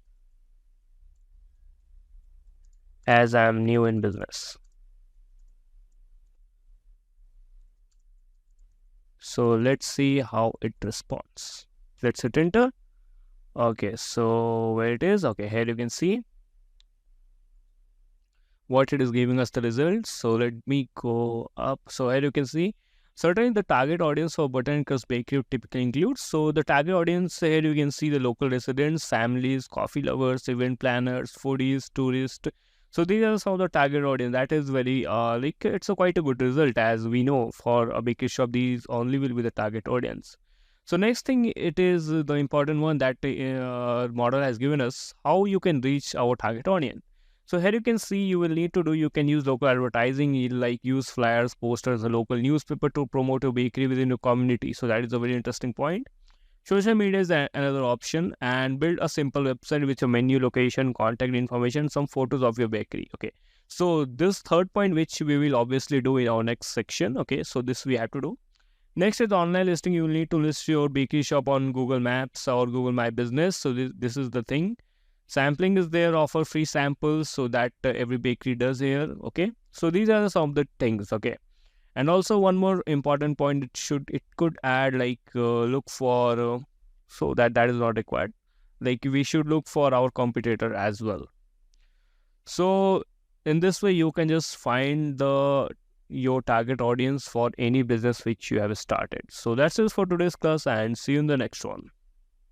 Hey guys, and now in this club, we are going to talk about how we can just generate some event ideas. Okay, so here we can see we have the business ready and we know our target audience as well, and we also know how we can reach to them. Okay, so now what we want to plan some event. Okay, so let's see how we can some find event ideas for a particular business. Okay, so let's see how we can do it. So let me just close it, and you will need to write a prompt. So who plans an event? So an event planner basically. So how you can do it? So you have to just write it, act as an event planner, and then we will give it a prompt as a generate ideas for hosting hosting events, we can say, yeah, for hosting events to connect with my customers for our business. Okay, so actually here you can say I'm using the same chat window. You can also use the same chat window. You don't need to go in another chat. So let's see what it gives us the result. So here you can see event planner, it has given some of the ideas. So you can just plan an event like grand opening celebration. Yeah, every business does it. uh Opening will be there, then tasting evenings will be there. Host regular tasting events where customer can sample your newest creations, seasonal treats, or special items. Okay, so it all so many events it has given us. You can see we have the list of 10. Okay, so what you can do, you can just plan an event for any business. Okay, suppose if I want to plan an event for a business which what we can do, we can just take any business as the laundry shop. Okay, so let's see how we can do it. You have to just copy this thing, and what we can do, we can just write here for the laundry shop business. Okay, so let's see how it will help. So here you can see it has given us for the laundry shop as well some of the events. So laundry night, school organize a monthly or weekly laundry night where customer can do their laundry while enjoying some entertainment. You can see here like it's a very nice thing. Laundry care workshop for workshop laundry care and maintenance, customer appreciation day, laundry art gallery. So many things are there, and in this way you can just generate ideas related to your business. Okay, so this is all for today's class, and see you in the next video, guys. Thank you. Hi, so in this class, basically, we are going to talk about what are the key knowledge or what are the key concept about the finance. Okay, so basically, the finance knowledge, what is required for starting any new business, or if you have just started, so what are those things are required. So basically, in this particular class, we are going to see about what are those things like things that we can say like the revenue. Okay, revenue is one of the term here, and we have the expenses, we have the margin, profit margin, loss. All these concepts are there if you start a new business. So let's see how we can do it and how ChatGPT can help us with this. So let me just close it, and I will write a prompt. So let me just write a prompt, and I will just tell the ChatGPT to act as a chartered accountant. Okay, so let's say what it gives us the result: act as a CA. So I have started my business. I've started my bakery business. Bakery business, as you know, we will add this because ChatGPT remembers our the previous chat. Okay, so now what we will need to write here is, please explain me the financial concepts of business, like revenues there, profit, margin, etc. So let's see what it gives us the result. So let's see, that is interesting. So here you can see, understand the key financial concept is essential for managing your bakery business effectively. So here's some of the important financial terms explained. So here you can see it explains revenue. So what is revenue? Let me just read once. Revenue, also known as the sales or turnover, so is the total amount of money generated by a bakery from selling products or services. In the context of a bakery, it represents the total income you receive from selling baked good, cake, pastry, and other items.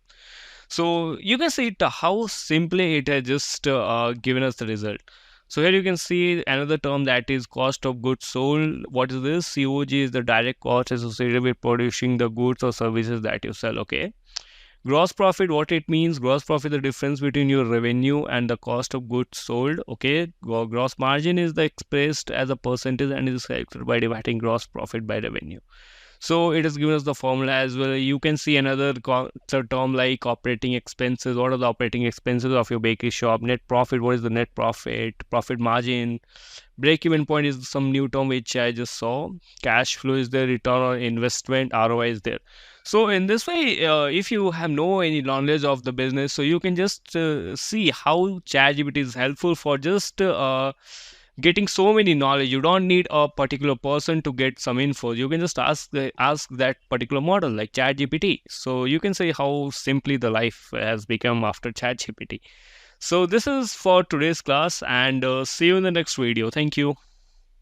Hello everyone, and in this class we're going to talk about how will we create a website for any business. So basically we had discussed in our previous section that we will create a website on a bakery shop. So in our previous section, we had mostly talked about this particular section, and that this particular business, actually that is the bakery shop. So basically we will create a website for this particular business, and that will be the portfolio website. Okay, so we will see all those things, how we are going to create a particular website with the help of the ChatGPT. Each and every detail we will see in this particular introduction video. So let me tell you first what is a portfolio website. Okay, so that is a very common thing. Like portfolio website is nothing but you just showcase your products. Okay, showcase your products or services, just products or services online. Okay, what online? Online just means on the internet. So this is the basic thing, about the portfolio website. You have some bakery shop, okay, and you have different kinds of cake, different kinds of cookies. You just want to show it to different people, like I have these many things, and then you can just do branding and all those things with the help of your website. So this is basically a portfolio website. Next, moving forward, let me tell you how we will proceed and how we will use the ChatGPT to create a website. So the first and foremost thing that here is you should have no prior experience is required. Okay, with the web development we'll do each and everything with the help of the chat gpt or any other AI models. Okay, it can be bard, it can be BingChat AI or anything. Okay, so we will do these things. Chat gpt we will use basically. Next, moving forward, let me tell you what are the tech stack which we are going to use in this particular section. So basically we will use very simple, that is we will use HTML, CSS and the JavaScript. So these are basic languages which you use in the web development. So we are going to use these only. And you should not have any knowledge about this. It's not be actually required as well, because we are just going to use a chat GPT and we will do it. Okay. Next is we will decide the structure of the website. How will be the structure of website? Okay, so it will be the header, it will be the footer, next body will be there, or any testimonial section. So many things is there in the website. So we will decide this as well. So how we can do it with the ChatGPT, how we will decide it. And also we need some current content which should be there on the website. So that also we will take from the ChatGPT. Okay.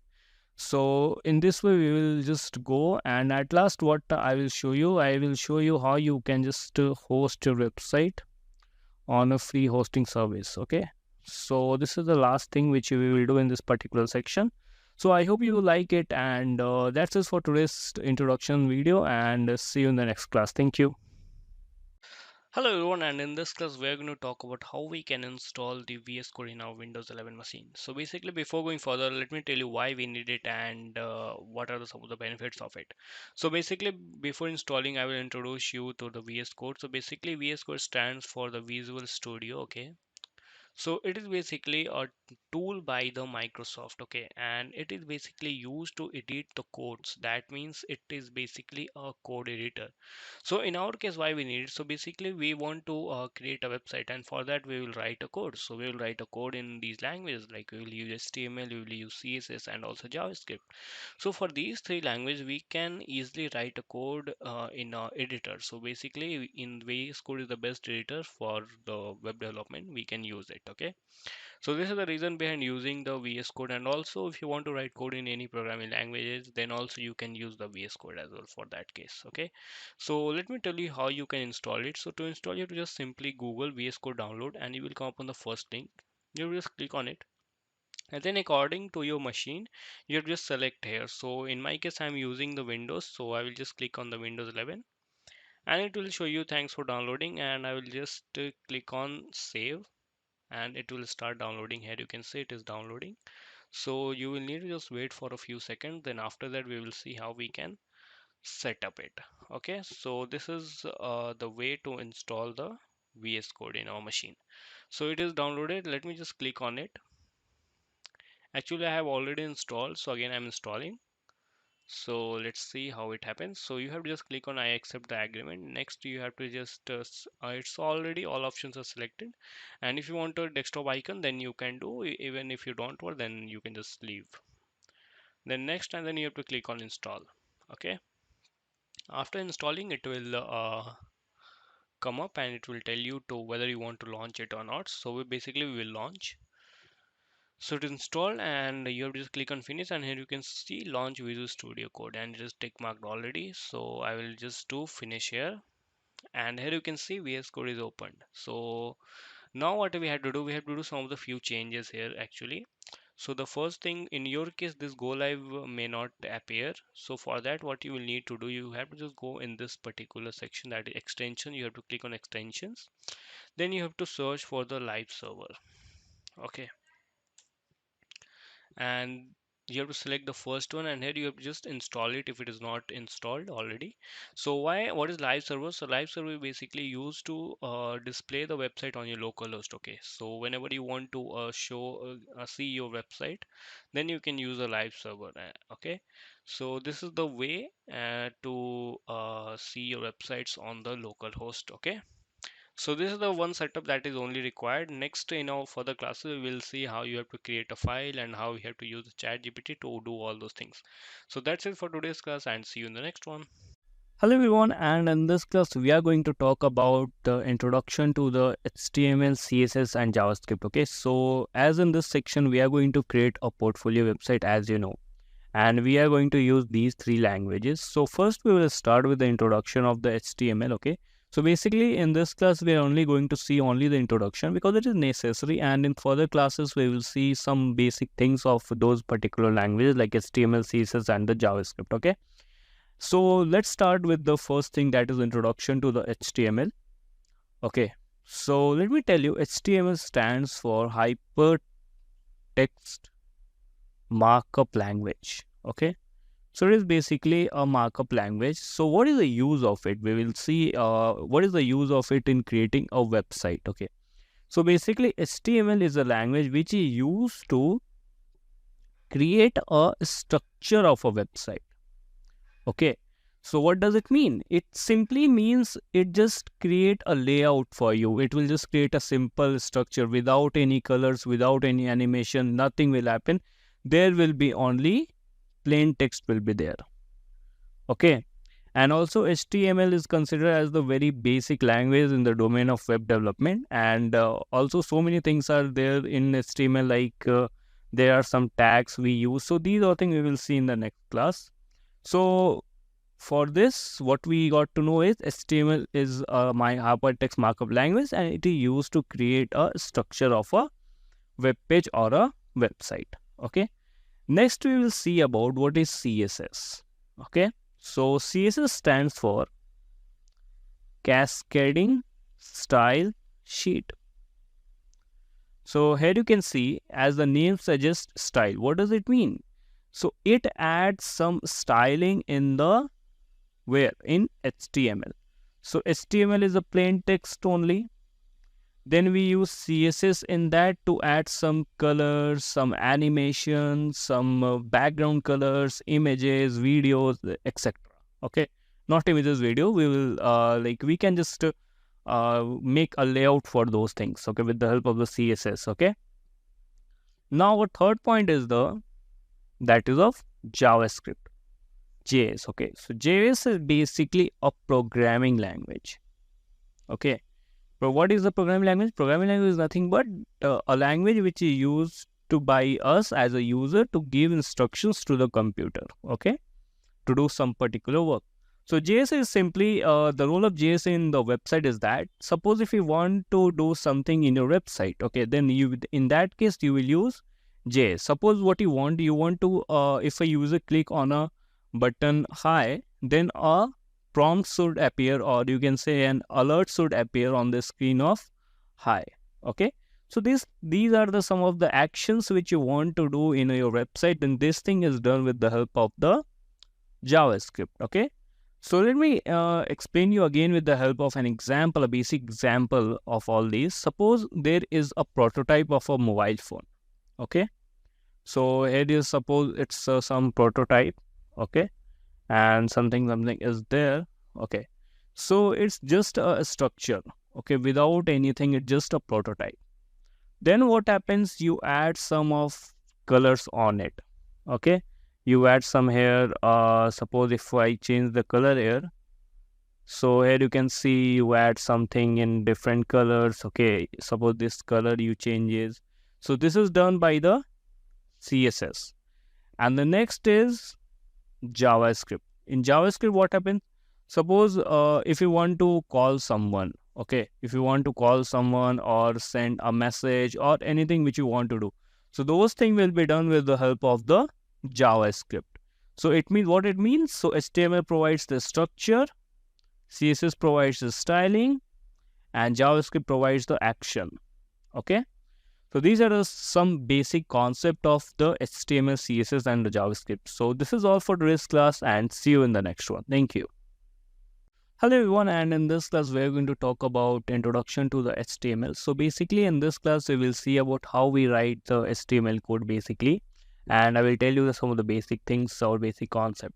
So basically the first thing I want to tell in HTML is that basically in HTML we write all the code inside the elements. Okay, we call it the elements, or you can also call it as a tags. Okay, so basically it is used to how we want to display our content on the web browser.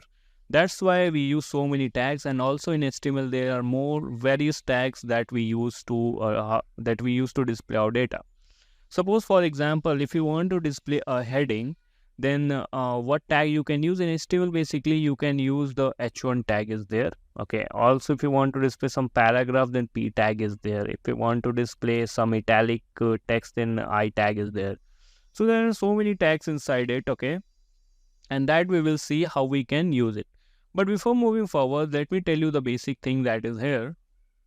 That is the basic structure of the HTML. Okay, so basically how basic structure looks like. So basically the first tag of the HTML is this one, HTML, and here also we write some doc type. Okay, document type will be there. Okay, after that we write a head tag. Okay, and here we write something. Here we get the meta information, and then we close the head tag, and then there will be the body tag, and inside there will be some info. Then we close the body tag, and then at last we will write the again close the HTML. Okay, so basically whatever we are here writing, it is called as a tag. Okay, and every element has a opening tag, this one is the opening tag, and this one is the closing tag. Okay, so HTML is the root element, or you can say the root tag. Okay. Next, we have this head tag. Inside that, we write the meta information, like what will be the title of your website. These all things we write in head tag. Then in the body tag, we will write all those things, whatever the content you want inside your website. These all things we write in the body tag. And every tag has the closing tag as well. Like you will need to close that particular tag. Then how you will need to do, you will need to just add this /, and then you can just close that particular tag. So this is the basic structure of the HTML. So let me just open up the VS Code and create a new folder in which we will see the basics of the HTML and some different tags. Okay.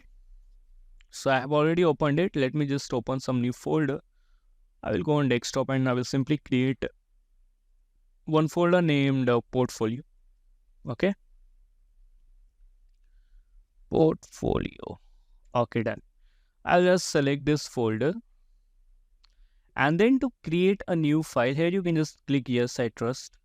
Then what you can do here is you will need to create one file. So to create a new file, what you can do here is plus, and here you will need to write the name of your file. So I will write here basics, or you can just simply write here index.html. Okay. So hit enter, and here you can see index.html file has been created. So now to get the basic structure of the HTML code, so what you can do, you will need to simply just press shift +1. Okay, and you will get this exclamation mark, and then you will need to just hit enter, and here you can see you have got the basic structure of the HTML. So here you can see there is the doc type HTML. It shows the version of the HTML which is being used. Then HTML is there. In this here you can see language is used, that is English. Then head tag is there. In head there is some meta information, and then body is there, and in body there is nothing. So now to see this web page, what you can do, you have to just go on this particular down button, that is the go live. Here you have to just click on it, do go live, and then it will open up in your browser. Okay, default browser. So here you can see currently there is nothing. Okay, because we have not written anything in our what you can say in this particular code. So let me introduce you with some tags. Okay, so the first tag that I want to show you here is that is h1 tag. Okay, it is basically the heading tag. Suppose if we want to create some portfolio website we want to create. Okay, so basically here you can write the heading as the bakery shop.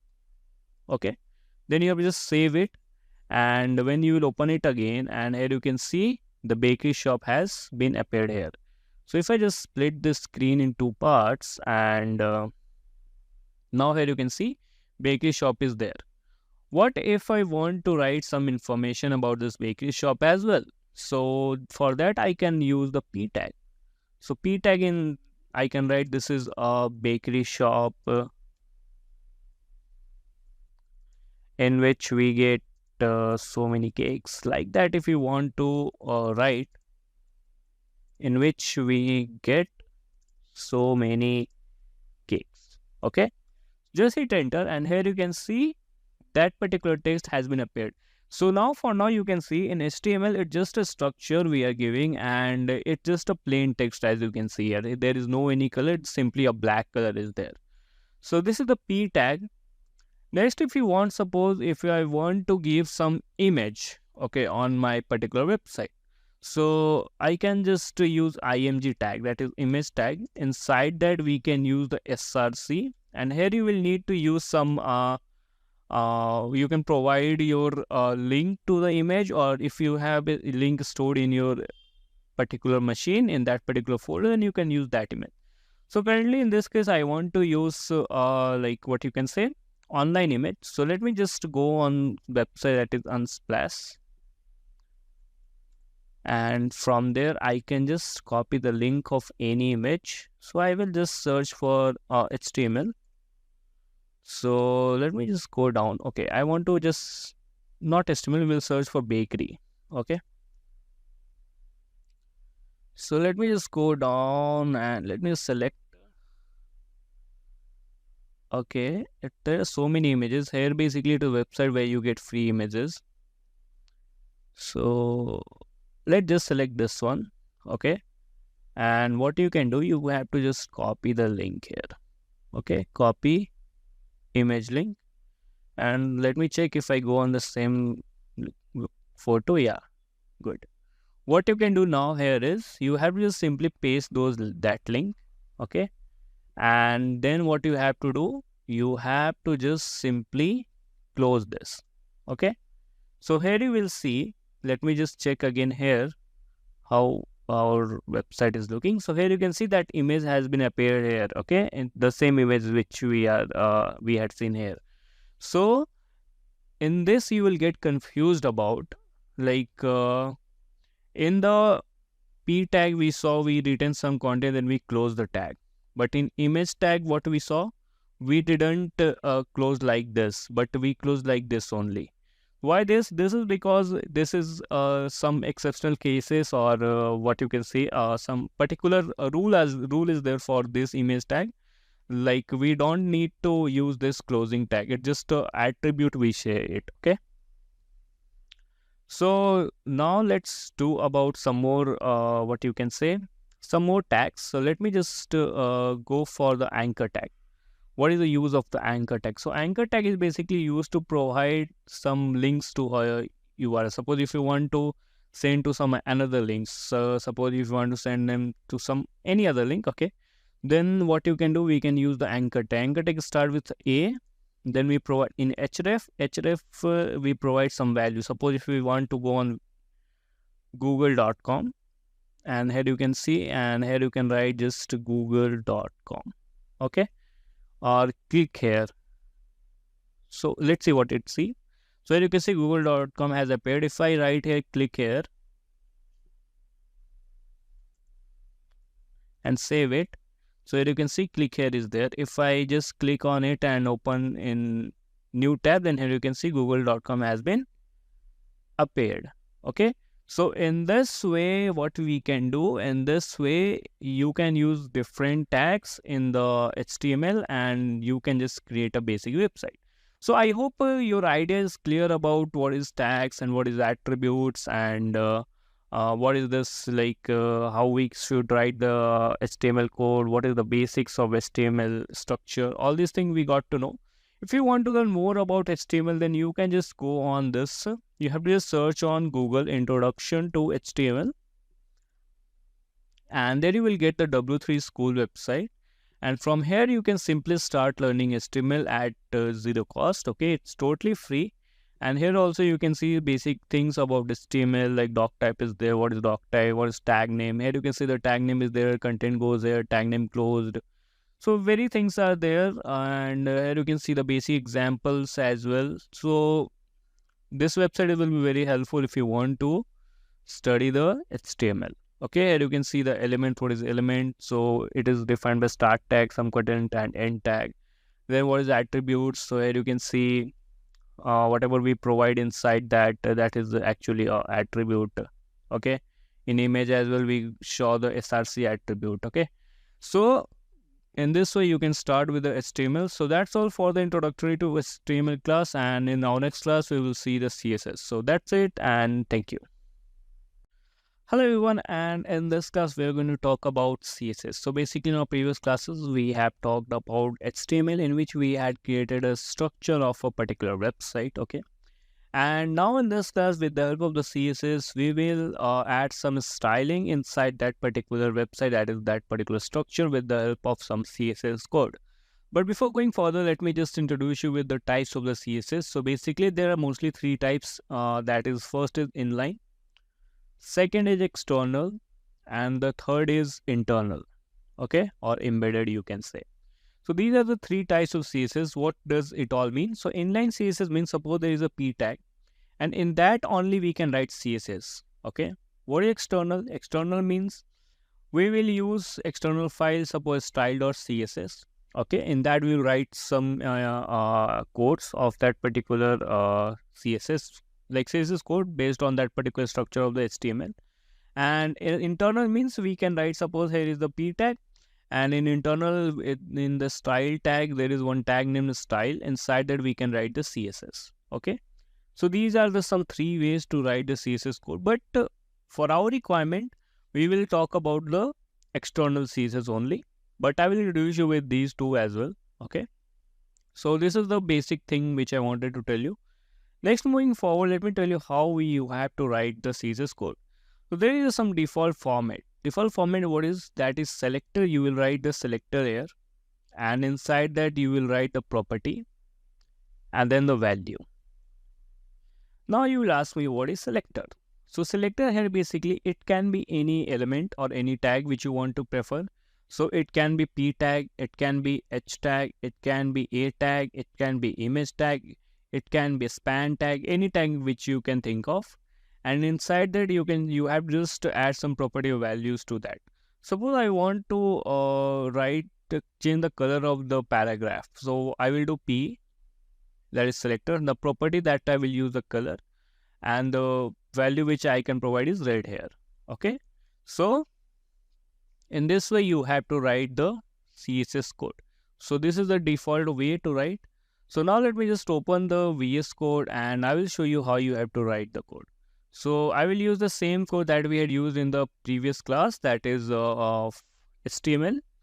So here I want to create a external CSS file. So how I can do it? So you have to just do it here, styles.css. Okay, so CSS file has been created for you. Now what you want to link this particular CSS file to this index.html file, because that is the only way, so that this CSS file will know, this structure I have to use. So for that you will need to write in a head tag, that is link. Let me just try it again. Link. Then you have to write here rel equal to style sheet. And then in href, what you have to provide? You have to provide the location of your CSS file. And then you have just close it. You have to enter Ctrl+S. Okay, now this file has been saved. Okay, so here you can see I have h1 tag. Now I want to change the color of h1 tag to something brown. So how I can do it? So I will use the same default thing, that is I will write here h1. Okay, and then I will use this curly braces, and inside that I will use some property of color. I will use color, and here you can see VS Code is giving me so many colors here, so I can use any colors from that. Suppose if I want to use this saddle brown, I will just hit enter and done. I will just save it, and again I will do just go live from where it's already running. Let me just do it again. So here you can see the text of the h1 tag, that is a bakery shop, has been changed from black to this brown color. Next, if I want to change the color of the paragraph tag, how can I do it? So for that, what you will need to do? You will need to write here p, and then here you can just simply change the color to suppose you want to change this color to something called, what you can say, let's select any color. Suppose I want to select this dark orange. So let's see how it looks. So here you can see the color of this particular paragraph has also changed. Okay, let's do for the image now. So also you will see so many images, this properties and values you will get to learn if you want to start with the CSS. So now what I can do for the image tag, suppose if I want to provide some width I want suppose 500 pixel, and height I want some 200 pixel. Let's save it and let's see how it looks. So here you can see it's looking like this, like 500, 200 is there, 200 pixel is there. Okay, so in this way you can just add properties to the tags. So one more concept is here in CSS is that is of class and ID. Okay, class and ID. So what you can do, you can suppose there is a paragraph tag and you can provide some class, and here you can write something like p class. Okay, paragraph class, and then here you can write something. Okay, and also suppose there is h1 tag, and inside that if you want to write some id equal to something here, and then you will write h1 some value and this. So what is the whole purpose of this class and id? So with the help of class and id as well, you can just do the styling in the tags. Okay, like in html one, class name can be same for different tags, but in id it should be only unique. Okay, for in case of id. So let's see how we can do it. So let me just go here in the code, and I will add some more text here. Suppose there is in place of anchor tag, I will just write to add some here about us. We will add some h3 tag. In that I will write about us, and for this I will give the class as the about. Okay, and then in below of this I want to just use some paragraph. Inside that I will write some id to some, we can write abt, and about us we can just, you can just hit the lorem, like you will get various text only. Okay, it doesn't mean anything. So let's see how it looks. So here you can see it's looking like this. Why it's looking like this? We have not changed the color. What is happening here in this case, you can see that is we have provided to the h1 tag as well, p tag as well. P tag, it is just taking all the p tags. It's not only one, it will take all the p tags. So now if you want to give some different color to that about me text, like this one, this text which we just created. So for that, what is the id of that particular paragraph? So here you can see the id is the abt. So how we can write it? So for this, you have to write like this, hash abt. We use hash before before writing the id name in case of id, and then you will provide some color to this. Is suppose if you want to provide this color, and I want to provide some background color like black. So let's see how it looks. So we will just open it again, and here you can see it's looking like this. Okay, I know it's not looking good, it's just for the demo purpose. So in this way you can just use the id, and if you want to use the, what we can say, if you want to use the class as well, so to use the class you can just use dot and then class name, that is about is there, and inside that if you want to add some background color to red, you can do like this. And let me check again. So here you can see background color has been changed now. So in this way you can use the class and id as well in the css. So this is the basics of the html css.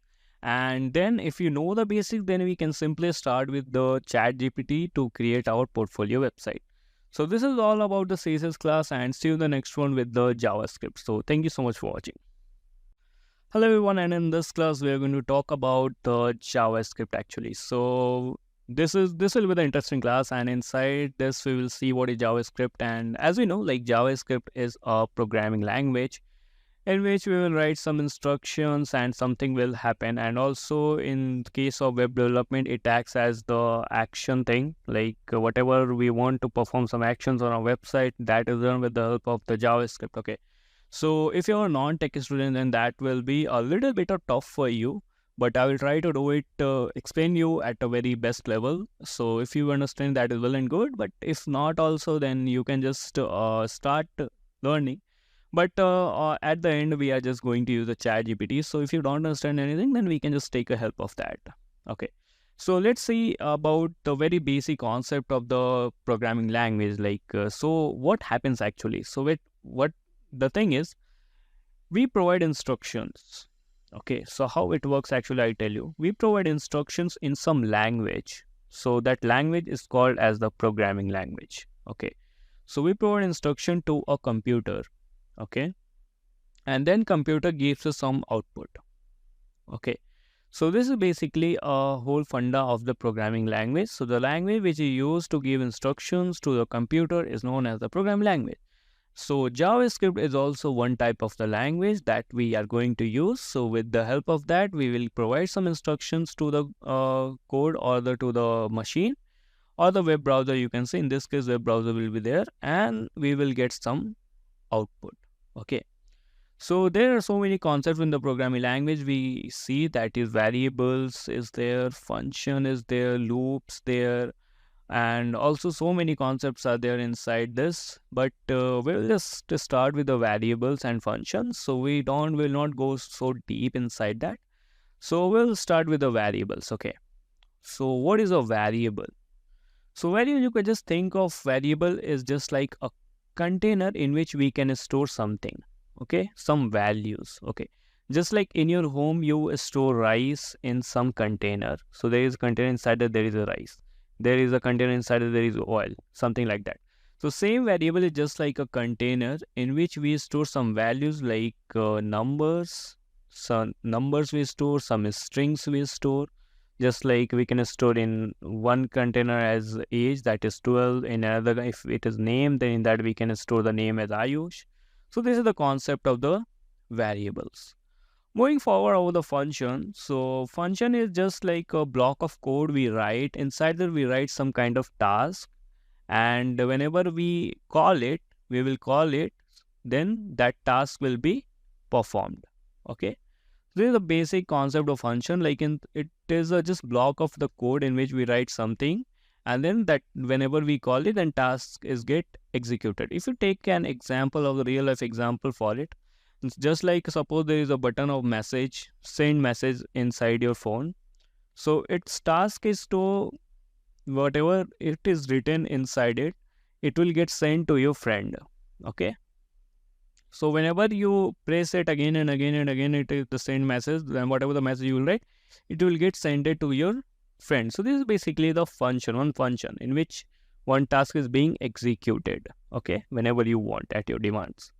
So this is the basic concept of function, and also loops is there. Loop is used to basically do repetitive task again and again if you want to do. Suppose if you want to say sorry to your friend 100 times. If your friend says, say, tell me sorry 100 times, then you will not type it 100 times sorry, but you will use the loops in that case. So this is the concept of loops. Okay, so there are some types of loop, that is for loop, while loop, do while loop. So these are some of the types of the loops. Okay, so now let's start with the first thing, very basic thing in JavaScript, that is variable. So for that, what you will need to do, I will just create one file. Okay, so that file I will write the name as index.js, and I will include this file in our HTML with the help of this script tag.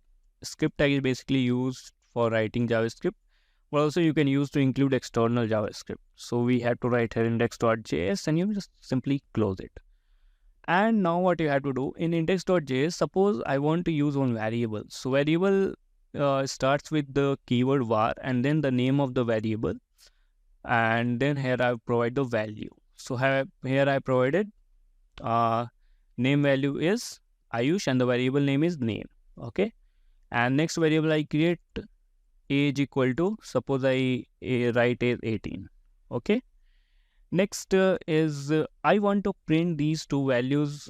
Okay, so how I can do it? So in JavaScript we use console.log, and then we write name plus, suppose only name we will write. Okay, then again console.log, here we can write the age. Okay, this semicolon is not mandatory in JavaScript. Okay, so now what we can do, we have just reload our website. So I will do go live, and here you can see nothing is visible, but you will need to press Ctrl Shift I, and you have to go in this console. Here you can see Ayush and 18 has been printed on the screen. Okay, but as I had said earlier, classes like JavaScript acts as the action, like we can do anything on our website with the help of ChatGPT. Like if we will click on it, something will happen. So that too also we can do in the JavaScript. So let me show you how we can do it. So for that, I will show you, if I want to whenever someone click on any button, then he should get my name like Ayush. Okay, hi Ayush. So in this case, what you can do, you will just create one button. So how you can create a button? With a button tag. We will write button, and then you will need to provide, you can just provide ID, my BTN. Okay, close it, and here you can just write say hi. Okay, and let's see how it looks. And here you can see on the website there is a button say hi, but let's when I clicking on it, nothing is happening. So to make this button actionable, so what you can do it in the JavaScript, you can write a function. Suppose greet is a function. Inside that you want to alert a message. Alert is one kind of function that we can call. It's default. We can call it to display some message. So here I write some message hi, and then here I can use name. Okay, I want to use this hi and whatever the name is here. Okay, so what I can do next? Next, we will need to just give here the on click.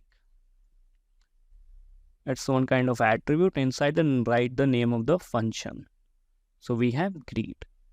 So let's see what happens if I do say hi. So here you can see hi Ayush is coming up on the screen. So here we have made the button actionable to do some particular task. So in this way you can use the JavaScript. Okay, so this is the very basic, and we'll start to in the next section. We will start with the structuring our layout of the portfolio website. So we will see how we can do it. So these are the basics of JavaScript. If you want to learn more, you can just search on the Google Introduction to JavaScript. You will get the W3 School website, and from there you can start learning the basics of the JavaScript. So this is all for today's class, and see you in the next one. Thank you. Hello everyone, and in this class we are going to talk about the structure for our bakery shop. Okay, bakery shop website. Okay, so basically we have already covered the HTML, CSS and the JavaScript. Okay, so these are the building blocks for a web development. So these topics we have already covered, and you know the basics. Okay, so basically in this particular section and in this class we are going to talk about the how we will structure the particular website. So basically we are going to talk about the portfolio website as you know about it. So let's quickly decide the structure of our website. Okay, so let's see how we can do it. So first of all, you have to write the prompt here. So you can write the prompt as act as a web developer. Sorry, we will write designer here. Act as a web designer.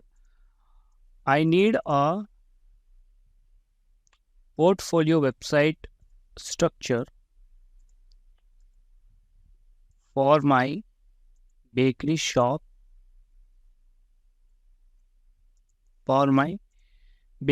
Okay, so please give me all the details about what will be the number of pages and whether I should create a single page website or multi-page. Okay, so basically you can create any. So we are just writing this. Okay, so let's see what it gives us. So here you can see home page will be there. Okay, about us is there, menu is there, and then gallery is there, testimonials, blog, contact us, FAQs, order online if applicable. Okay, social media links, privacy policy and terms of service. Okay, so here you can see we will basically go select some of the pages. Like we will select this home page will be obviously there, about us will be there, menu will be there, gallery we can take it as optional, and blog as also optional, contact us will be there, FAQs will be there, social media links will be there, privacy policy we can add. Okay, so we are just going to create a sample website, so it doesn't matter how much pages we will do. So but for the simplicity and for a good particular website, and I will demonstrate you how you can just create different pages.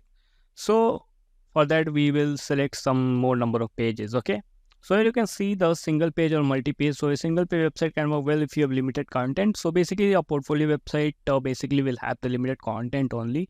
So we will go with the single page website. Okay, so this is the structure which we will follow for our particular website. So a structure is defined. So in our further classes, we will start with the actual development with the help of the VS Code. Okay, so that's it guys, and see you in the next one. Thank you so much. Hey, now from this class, we are going to start our the web development. So basically we have seen these are the some pages, that is the home page. Okay, and about us, menu, gallery. So these are the pages which we are going to create. So let's start with the first thing, that is the home page. Okay, so first thing will be the home page. Okay, after that we will have the about us, then we will have the gallery, then we can have a section of services, we can have section of menu, then we will at last we'll provide the contact us, then we can provide the privacy policy. Okay, so these are the pages which we are going to create. Okay, so first home page will be there. So basically we are going to create a single page website. Okay, so this will be the actual website which we want to create, that is the single page website. So let's see how we can do it. So first of all, let me just close it. Okay, so what we can do it here, we have to provide the some of the information that how you want to create a website. Okay, and but before that I will just try to take something, that is the color combination. What color combination we can use? So here I provide some of the details about our bakery shop. So let's provide. So here I will just tell it act as a designer, tell me the color combination which I should use for my bakery shop website named. What was the name of the bakery shop? Let me check. The name was Butter and Crust Bakery. Okay, Butter and Crust Bakery. So let's see what it gives us, the color combination. So it's taking a little bit of time. Just wait. Okay, so here you can see choose the right color combination for running bakes is crucial. So here you can see it's providing us some color combination, that is the butter yellow, crisp brown. Okay.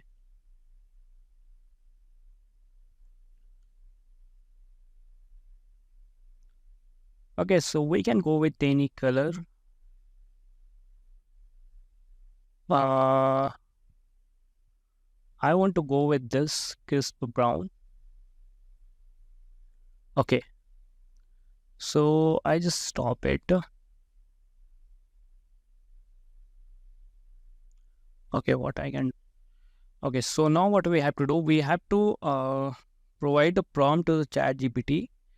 Like we want to create a website in HTML, CSS, and JavaScript. So I'll provide a prompt here. Act as a website developer who has an experience of 10 plus years, and I want to create my portfolio website uh, in a single page. We can provide this information in a single page. Okay, I want to create a portfolio website for my bakery shop. For my bakery shop named butter and crust bakery. Okay, in a single page. Okay, the color combination will be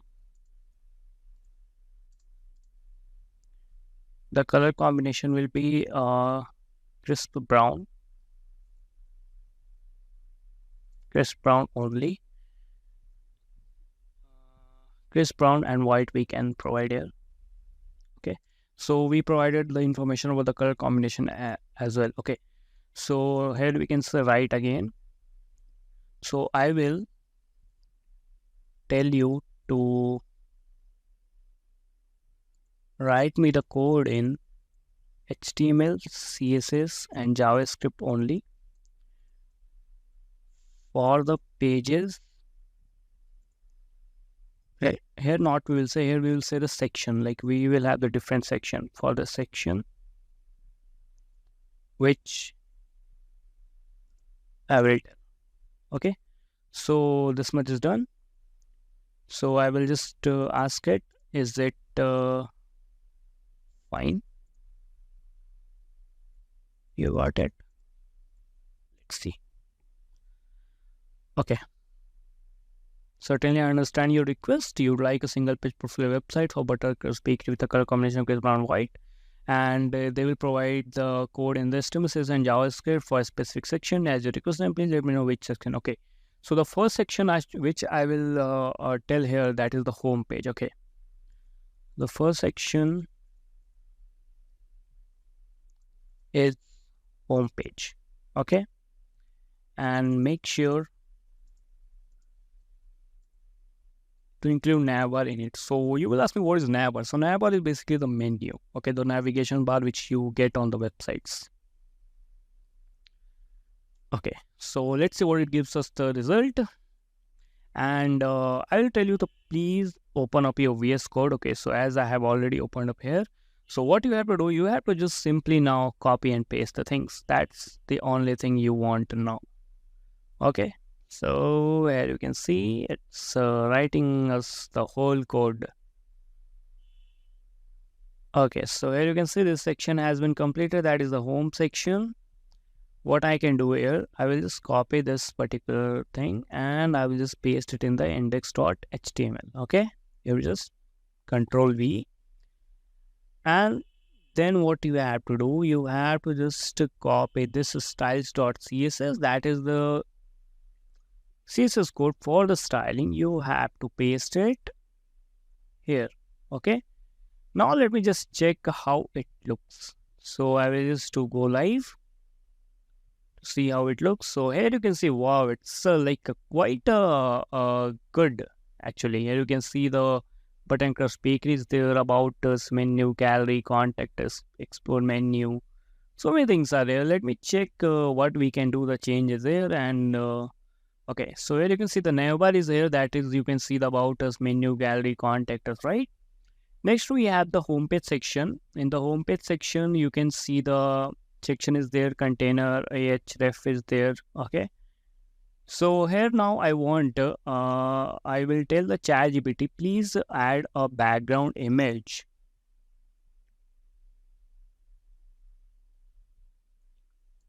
Background image in the homepage section. Okay. So that will be look very good actually. Okay. So here you can see, it's telling me to add the background image. So how you can add it? So we will just copy this particular thing.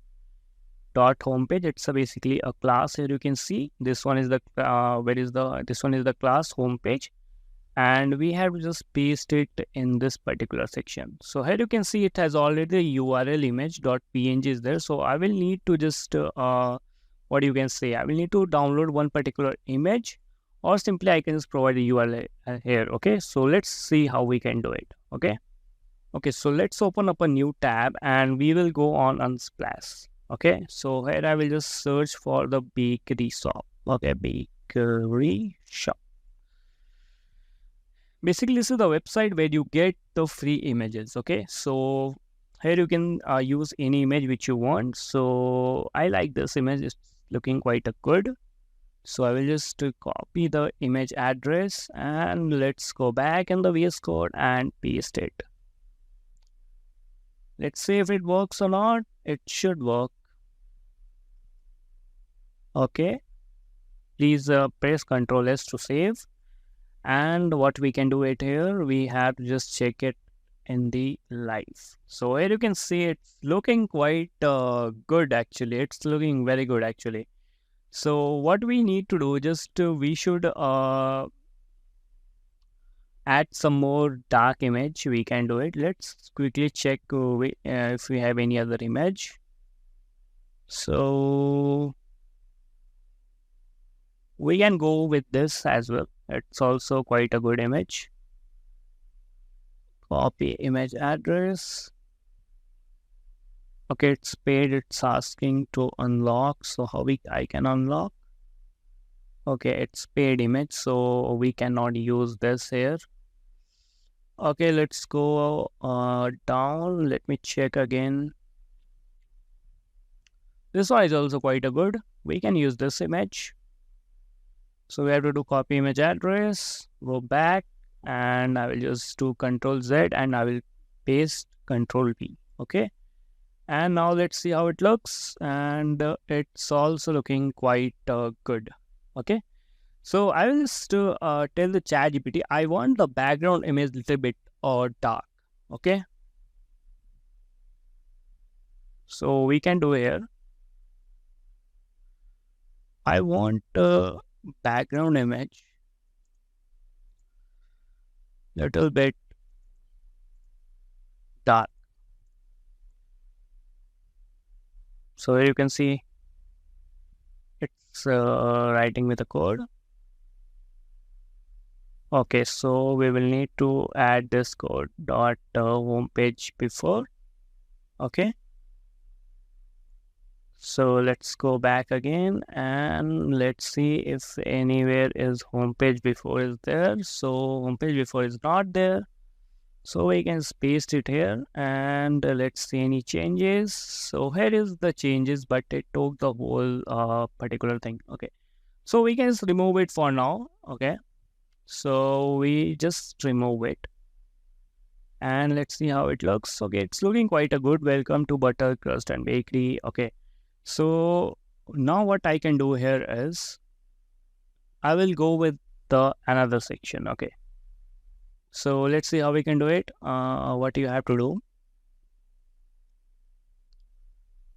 the next section which we want to create is the about us. Okay, so now I will write here, write me a code for the about us section.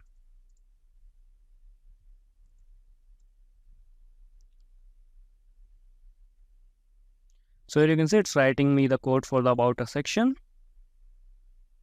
So we have to just simply copy the code and paste it and we will have the website ready. So here you can see it's done. Now what I will do, I will just copy this particular thing and I will just go in here in the index.html and I will just paste it here. Control S to save. Again, I have to just copy the CSS code and I will just copy it and I will just go here and I will paste it below down this. Okay. So in the style section, we can see the background color is this, color is this used, H2 is there, font size, paragraph. These all things are there. So here you can see the about a section, we have H2, we have paragraph. Okay, so we have discussed it, how we can change the colors and all. So here you can see it's changing. So let's see how it looks. So here you can see the about us section and it's also looking quite a good. About us, welcome to Butter and Crust Bakery, where baking is our passion. And it has also written the content for the particular website. Okay. So for now, this is the only section which I wanted to cover in this particular section. And in our next video, we will cover some of the other section and other pages which you can say. So that's it for today's video and see you in the next one. Thank you. Hello everyone, and now in this class we are going to create some other sections for our website. So basically in this section we will create one section is for the menu and the another we will create for the gallery. So these two sections we will cover in this particular class. Okay, so let's start how we can do it and make sure you have opened up your VS Code. Okay, so I will just write a prompt here. I will just write it here. Now give me code for the menu section and add menu items by yourself. Okay, we will write like this and price as well. So let's see how it gives us the result. Okay, so here you can see it's writing the HTML code and section is the menu, class is the menu, and then here we have the style code of that menu. Okay, so what you can do it now, you have to just copy the code, open up your VS Code, you have to just go scroll down. Let me just do it. Okay, and here I will just paste it. Okay, Control S to save. Next I will just simply copy the CSS code.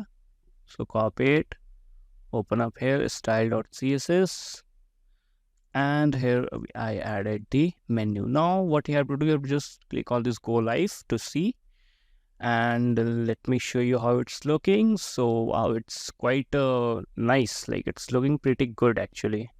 So if I click on here explore menus, as you can see we are coming in this particular section, that is the menu section. Okay, so what we can do, we can try to add some more items. So we can tell the chat gpt to please add some more items in the menu as well. So let's do it. Please add at least 20 items in the menu. Okay, so here you can see now it will give me the code for the 20 items. So okay, item 4, 5, 6, 7, 8, 9, 10. So many items are there. So what you have to do, you have to simply copy the things and you have to paste it there. Okay, 18 is there, and you just click on this continue generating button. Let's wait, and here you can see we are done. So what you have to do, you have to simply copy these things and you are done. So what I will do, I will just do index.html, I will do Control Z, and now I will paste it again, and let me rephrase it, and here you can see the items. Okay, so this one is something wrong, that is chocolate chip cookie. Let me check where it is. Chocolate.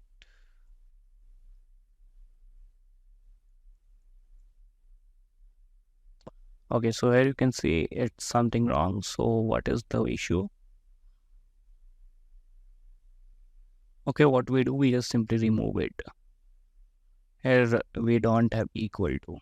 Okay, we just do Control S and see. Okay, now it's fine. Now everything is looking quite good, and it's a very good thing. Without even writing any code, you are just creating a beautiful website like this.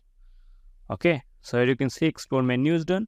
What is the next section we have? The next section we have is the gallery. So here I will see. Now write me a code for the gallery section.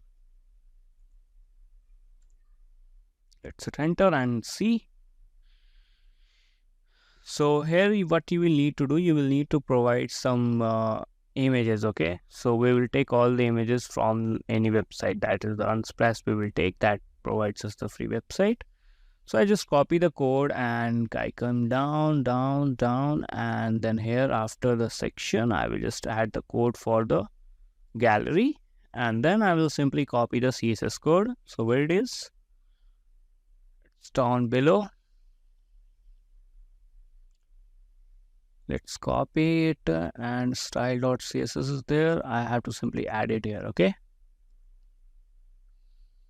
okay, it's done. Now what you have to do, here you can see the image src equal to image1.jpg. Okay, so what it means, if you have already downloaded your image here at this particular location, then you can simply give that image, okay, that image name. But here I will simply provide the link. Okay, so how we can do it, you have to just simply go on unsplash.com and I will search for the bakery products. Okay, so and here you can see the orientation. You can I will choose go with the portrait. Okay, so what you have to do, you have to simply open up the image, copy the link, copy image address, and I will put here. Let's see it's visible or not. Okay, so if you do Alt-Z, then you will get like this. Okay, so let me check. Okay, so it's here. Okay, so we can put many images as many we want. So here 6 is there. Okay, that's fine. We will add 6 images. So let's go with this. Okay, we will just simply paste it, and let's see how it's looking. Okay, so what we will do, we will add the image of the same size. Okay, so just go back. Now we can add this one.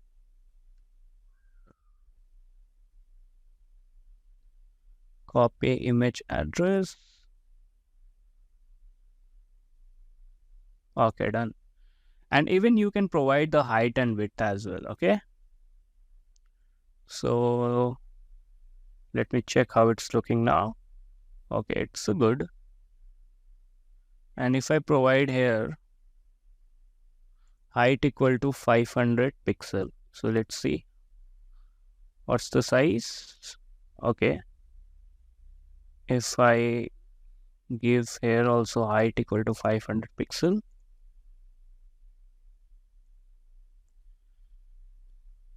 okay, it's not changing actually. Let me check.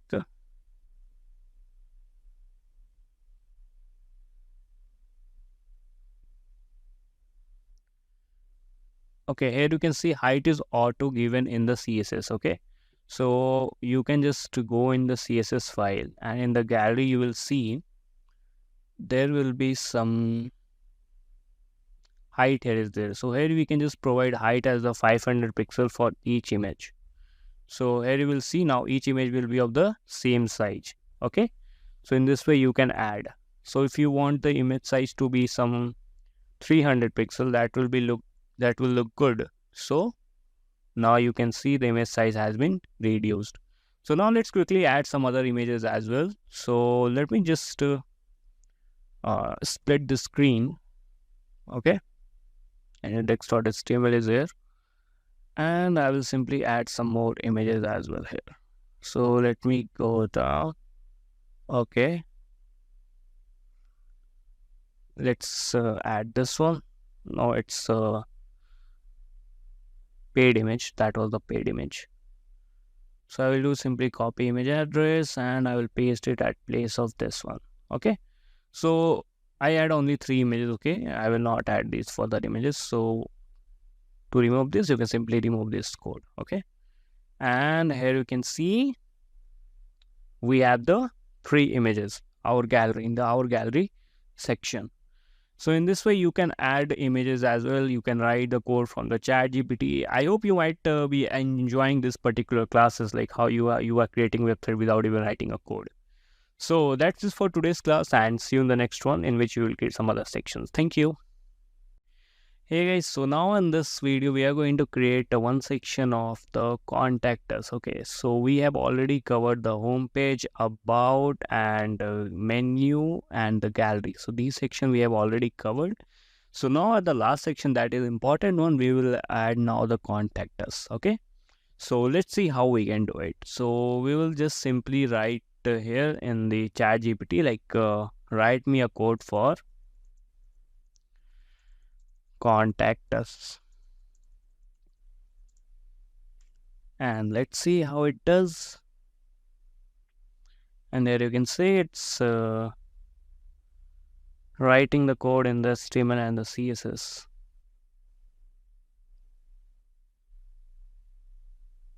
And we are done, and we have to simply copy this particular line, open up the VS Code, and then you have to in index.html. I'm already after this section, you have just simply paste it and hit Ctrl S to save. And in the CSS section, you have to simply copy the CSS code that is for styling. You have to simply come upon this particular file, that is style.css, paste it, Ctrl S to save, and again you have to just simply do the go live. Okay, and we will see how it's looking. So here you can see our menu is there, gallery is there, contact is there. So you can see it's how, like, it's looking so professional. Okay, so if you will click on this, then it will open up the mail. Okay, and if you will click on this, so if you open this particular website in mobile phone, then your keypad will open. Okay, so in this way you can use this. And I have to do one change here. I want to change the color of this welcome to button click to this color, that is about as background color. So let's see how we can do it. So you have to simply open up the VS Code, and we know where we have written, that is in the home page. Okay, so let me check where it is, the home page color. Okay, so here you can see the home page is there, home page H1P is there. Okay, so let me just check here.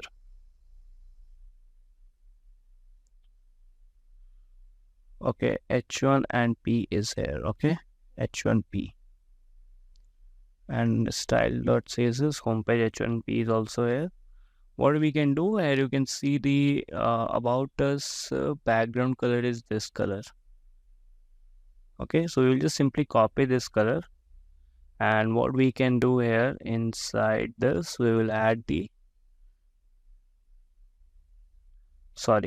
color, and we'll paste it.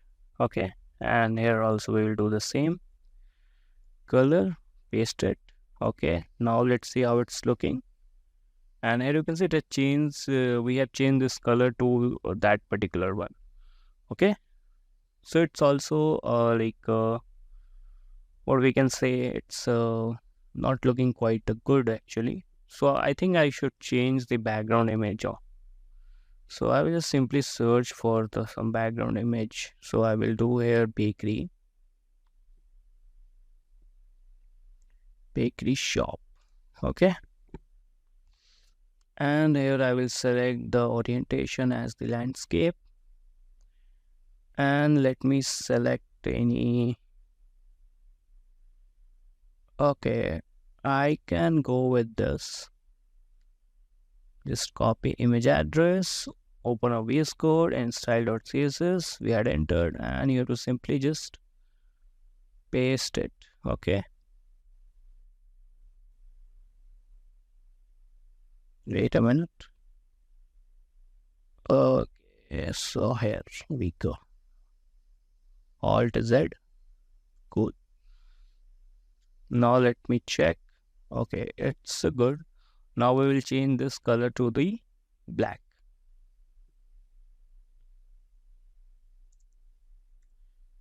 Black is there, and here also we will go with the black. Okay, now it's quite looking good. Or we can add this color, that is the about us color, like the brown color which we have. So let me see what is the color of that particular. So here you can see this is the color has been used in the about us. So what we will do, we'll simply go here and paste it the color, and you will need to add hash here. Okay,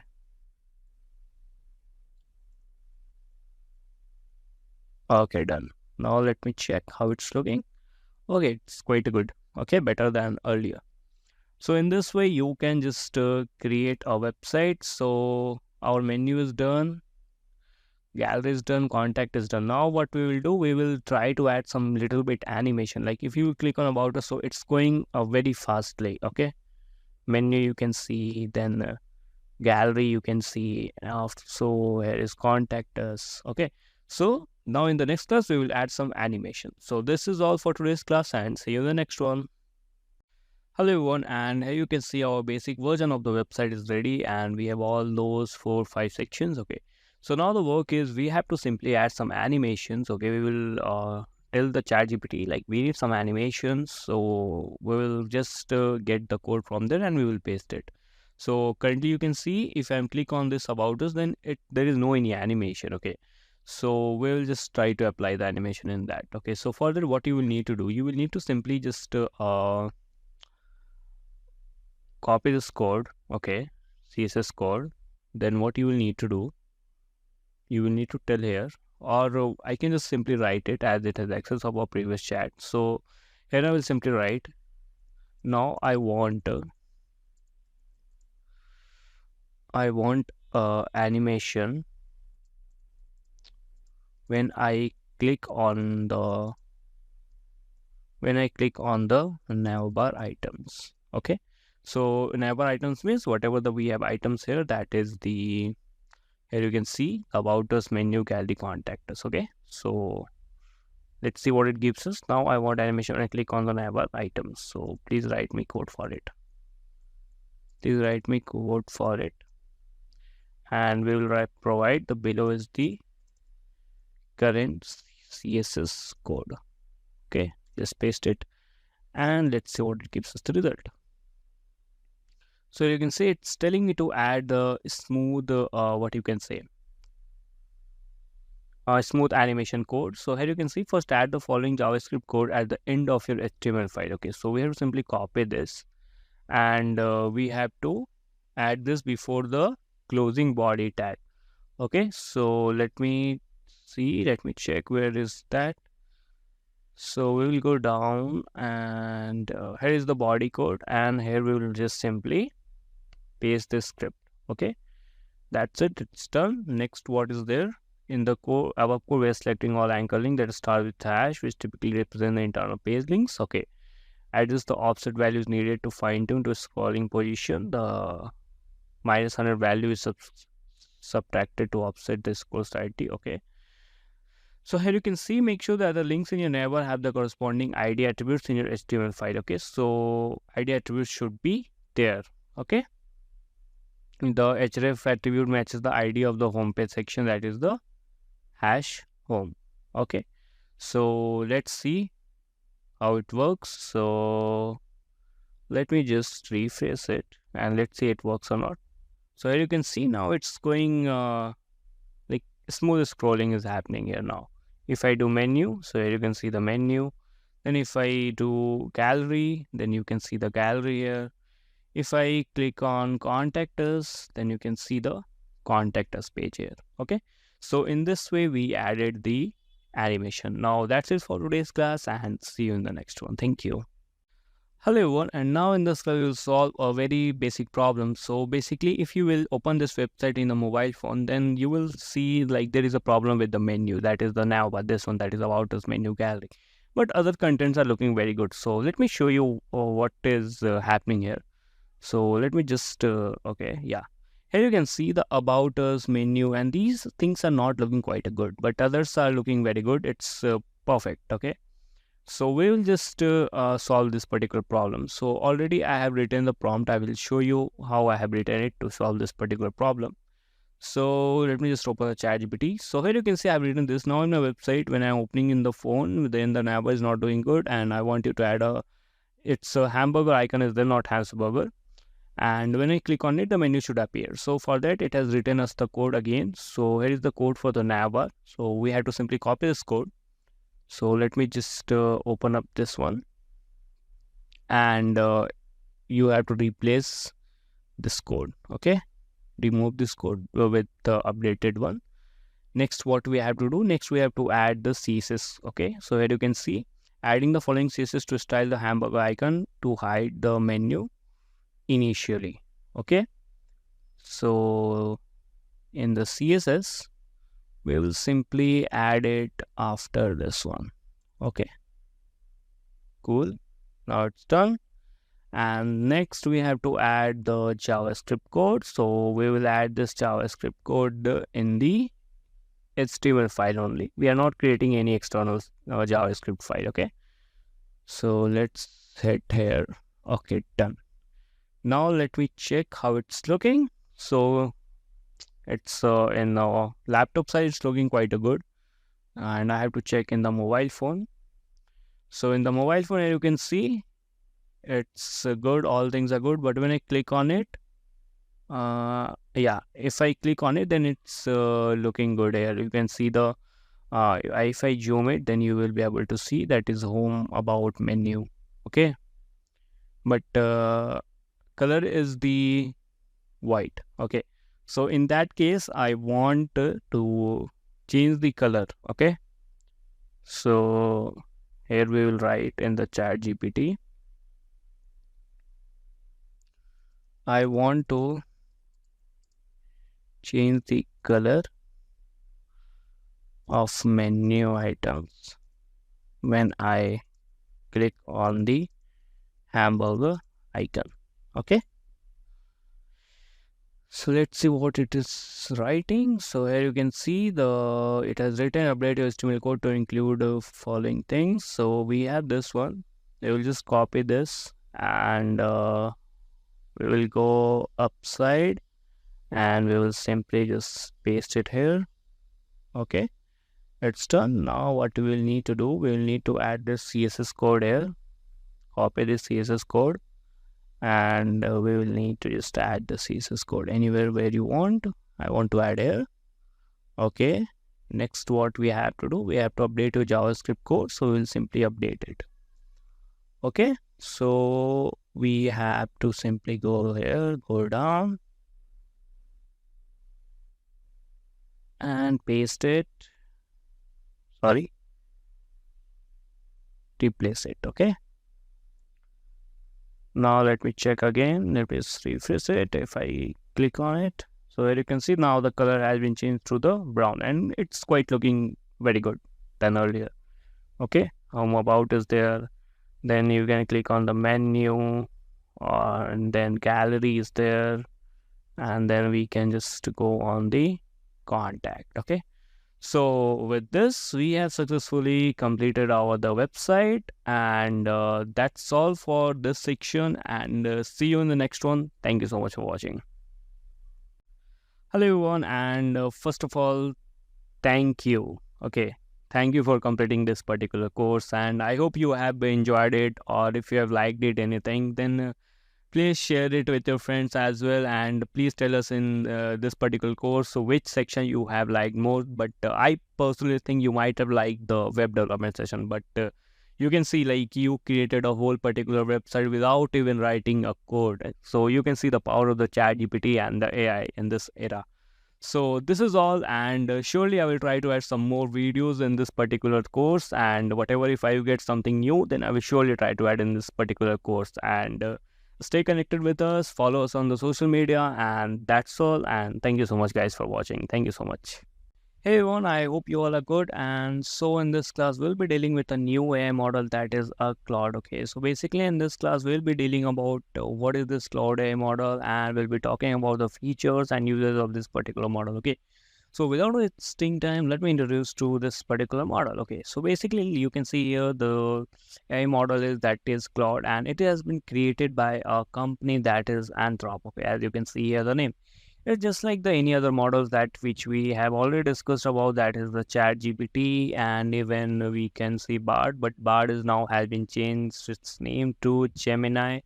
After that we have BingChat AI. So these all AI models which we have already discussed in this particular course. So this is a new video, and this is also new AI model. So this video will be about only on this particular model. Okay. So let me just quickly tell you about the uses and everything. Here you can see just Read Cloud is a family foundation AI model that can be used in a variety of applications. So it's same like ChatGPT and Bard, like it's a just conversational AI model where we can ask anything text format, and even one extra feature in this is we can use images and we can ask about the images and we can tell it. Okay. So this is one extra feature in this particular AI model. So let me just scroll down, and I can show you the what is its capabilities. As here you can see Cloud's AI capabilities. So here you can see the advanced reasoning. It is showing vision analysis, and the most important part which we have, that is the code generation. Okay. So as in our course we have already generated a code from the chat GPT, but I feel if we will use this particular AI model to generate code, so it can give us the better result. Okay, so that is also one possibility. And also you can here see multilingual processing, like translate between various languages in real time, practice grammar, create multilingual content. So this is also the very important thing, but that thing is also we have in ChatGPT. I guess we can just translate any language into from one to another in ChatGPT also. So this is the overall features and the uses about this new AI model. So without wasting time, let me show you how you can use it. Okay, so first of all, you have to go on the Google, and simple what you have to do, you have to simply type Cloud AI. Okay, and this is the first website, and here what you have to do, simply you have to just click on it, and it will open up like this. Okay, so this is the very basic step. Here you have to simply enter your name. Okay, and then you can simply do continue with Google whatever you want. So this is one thing. So I will just log in into it. You can also log in, and then I will show you how to use it. Hey, so here you can see I have logged in into this AI model, and here you can see hello, I am Claude and I am next generation AI assistant. You can see this info, and it's asking me to enter my full name. So simply I will enter my name, that is Ayush, and I will just do send. Okay, here here you will need to just acknowledge and continue. Okay, fine, let's begin. Okay. So this is our dashboard of this AI, where you can simply chat and whatever you want content, whatever you want to do, whatever you want to ask, you can do anything here from here. Okay, from this dashboard. So here you can see new in cloud, understand and work with images, recommend style improvements, convert UI design to front end code. That is also very good feature, I will say. Like you can just convert UI design into the front end code. So this is a UI, this is the dashboard, and here what we can do here, we can simply start writing anything, and let's see what result it gives. So let's just start with hi. Please tell me about yourself. So that's a very like interview type question. So I will ask it. So let's see what it gives us the result. Here you can see it will tell you everything about it, and here you can see it has been trained till 2023 data. Okay, so here you can see that is August 2023. Okay, so this is also very great thing. So now what we can do, we can simply start doing anything. Like we can just tell it to we can ask, can you generate images?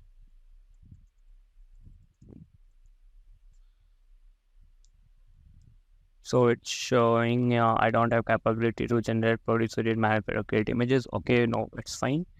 So we'll try to just create something content. We will try to create a one blog on something like evolution of AI.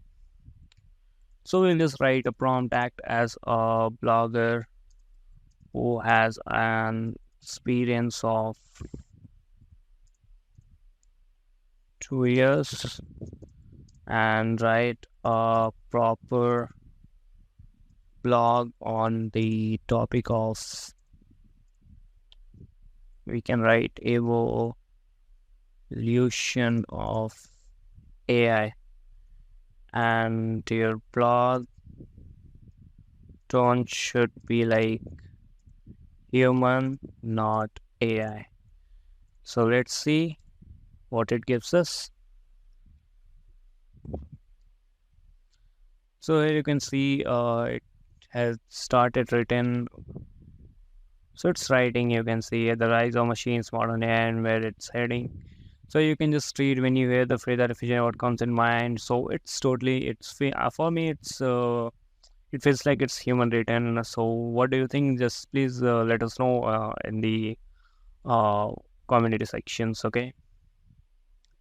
So this is all about the new AI I wanted to introduce to you all. So later in this course, we'll be adding videos about the different AI models which will come into the market new. So please update yourself and keep an eye on the course section. So that will be very helpful for you. And let's say in the next video. Thank you so much, guys, for watching.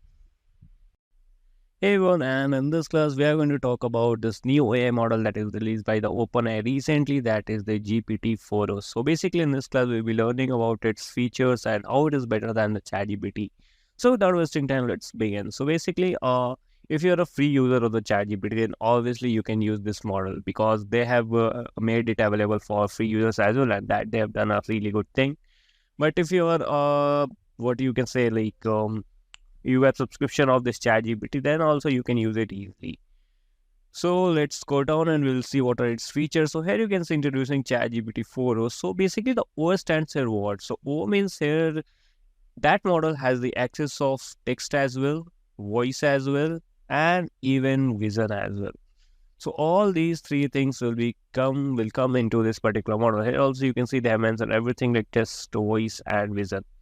So, and it is better than the GPT-3 as well. But why it is better and how it is better? So, basically, in GPT-3, we were not able to not generate images. I will say we were not able to analyze images.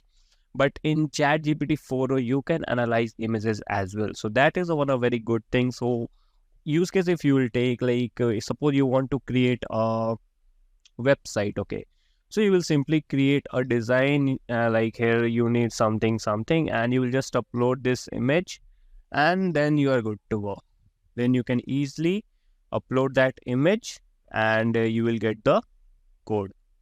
So this is a very basic use case for this model. So we will see what are its features below down. More features they have mentioned here, like here you can see more intelligence. Like here you can see analyze data and create charts. You can see chat about photo support. You want to you are a photographer and you want some suggestions about your photos, like about the editing part and something like that. Then you can use this particular model as well. And just now I said like upload files for assistance, summarizing, writing, or analyzing. Also, this you can do discover and use ChatGPT store. But I guess this thing is not available for now for free users. ChatGPT store, okay.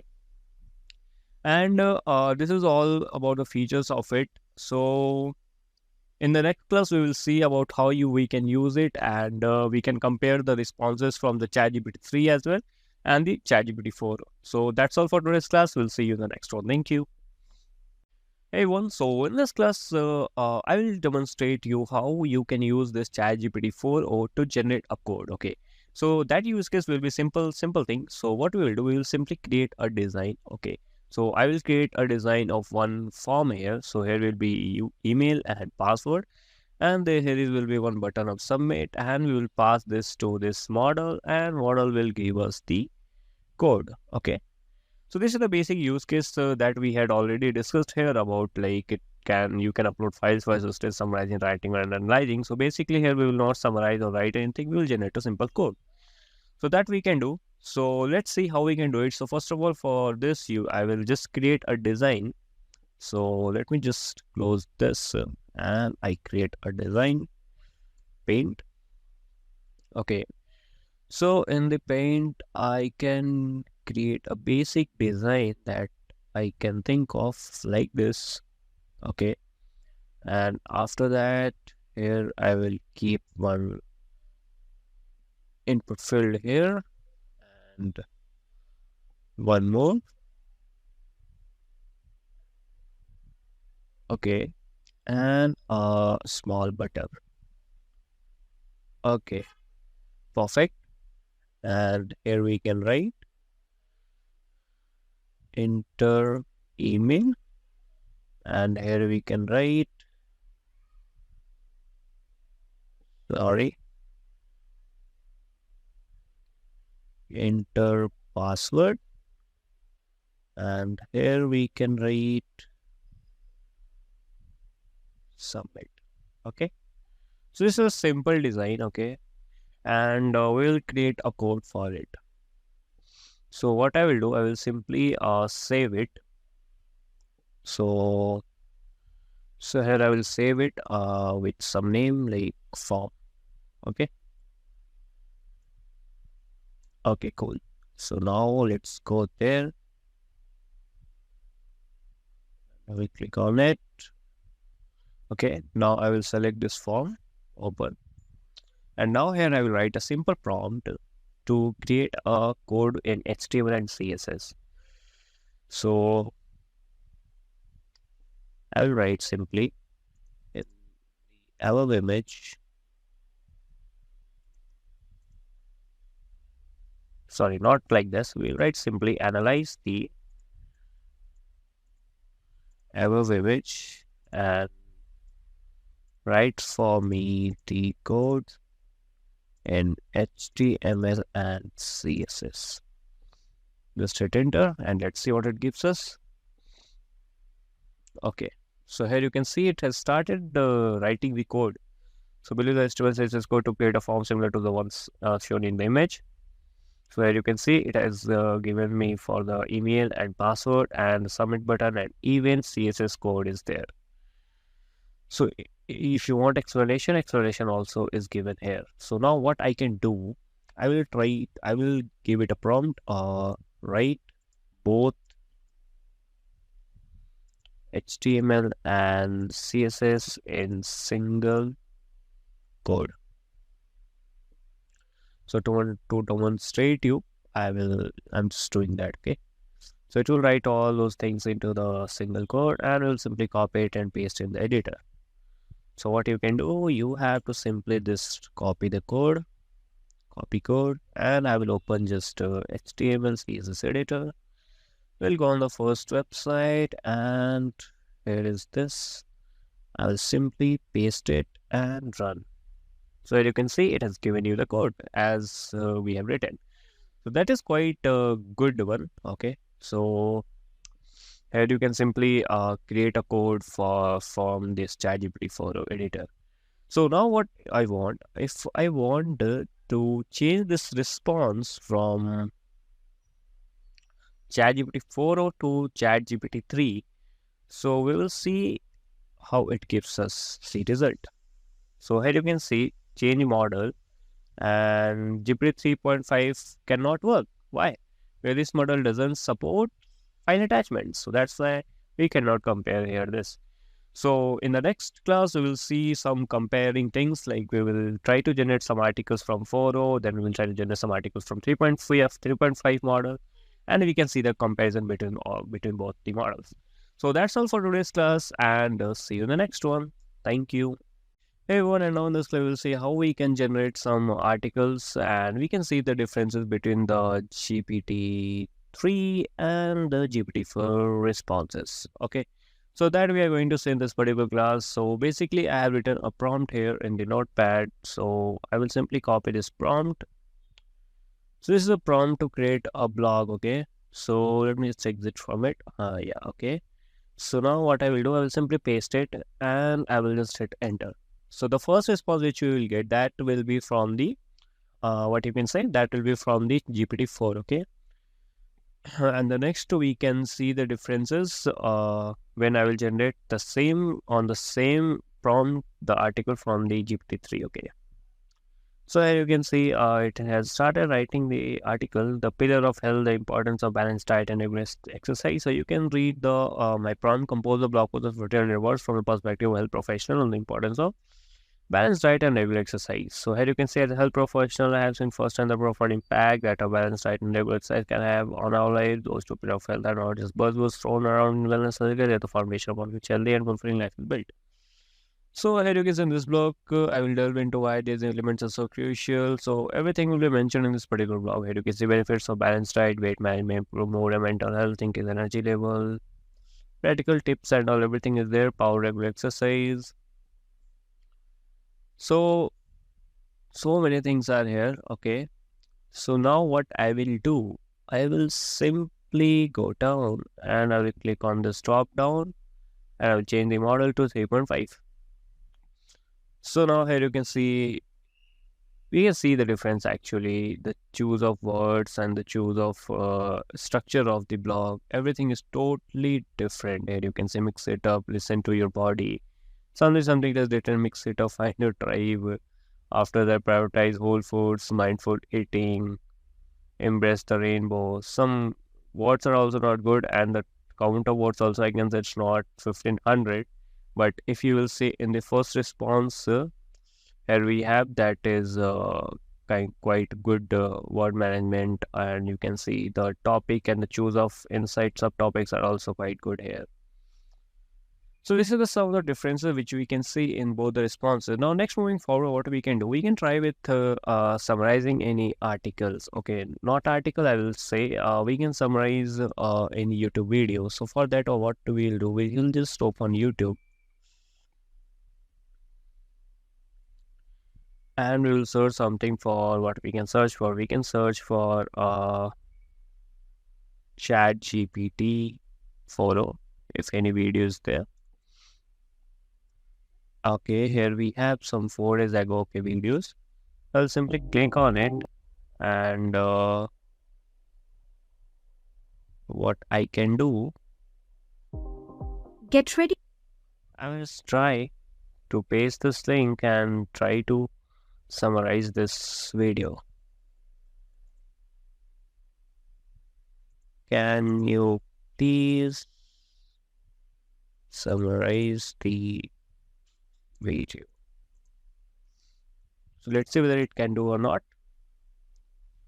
Okay, so cannot access web directly, but you can provide details of business of its content, and I'll be happy to help you. Okay, so for that we will need to do one thing. We can try to transcribe text. Okay, but here I cannot find any option of transcribe text. Okay, if I go to here, And if I can find anything like that, transcribe text, okay, it's not there. Subtitles, okay, okay, transcript is there, okay, sorry. Show transcript. So what I will do, I will simply just copy this. It's too much actually.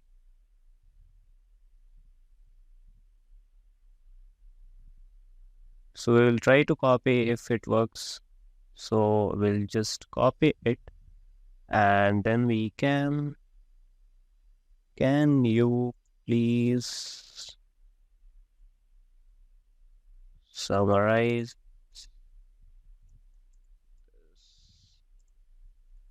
transcript? Okay. So I am in doubt whether, yeah, okay. Here you can see it has started transcripting. Summarizing, sorry. The transcript covers a presentation by Meera Moruthi and the other team members showcasing new updates and features for ChatGPT, particularly focusing on the launch of GPT 4.0.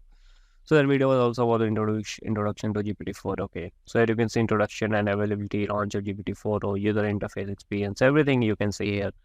GPT-4 is fast and improves capabilities. It is given everything, all the details whatever covered in the particular video.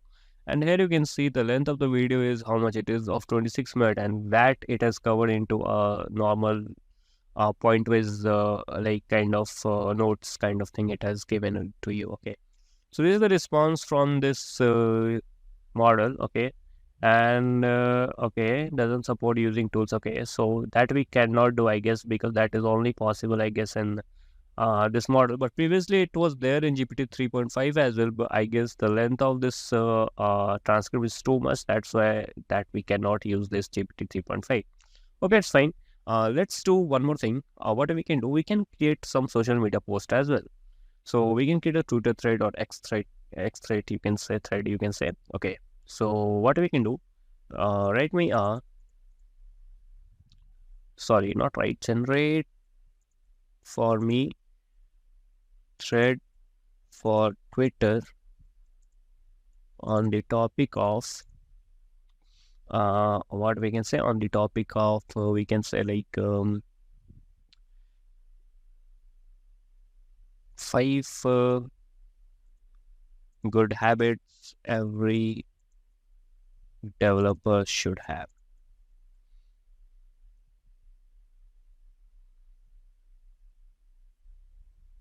Here we will write generate for me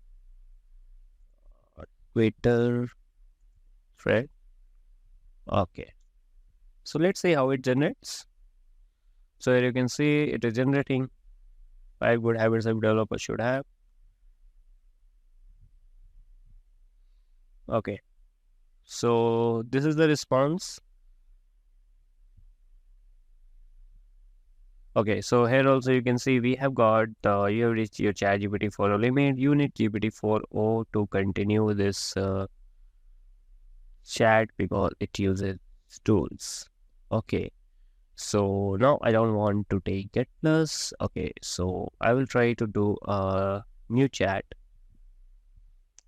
And here you can see till then it will use GPT 3.5 until your limit resets after 4:11 p.m.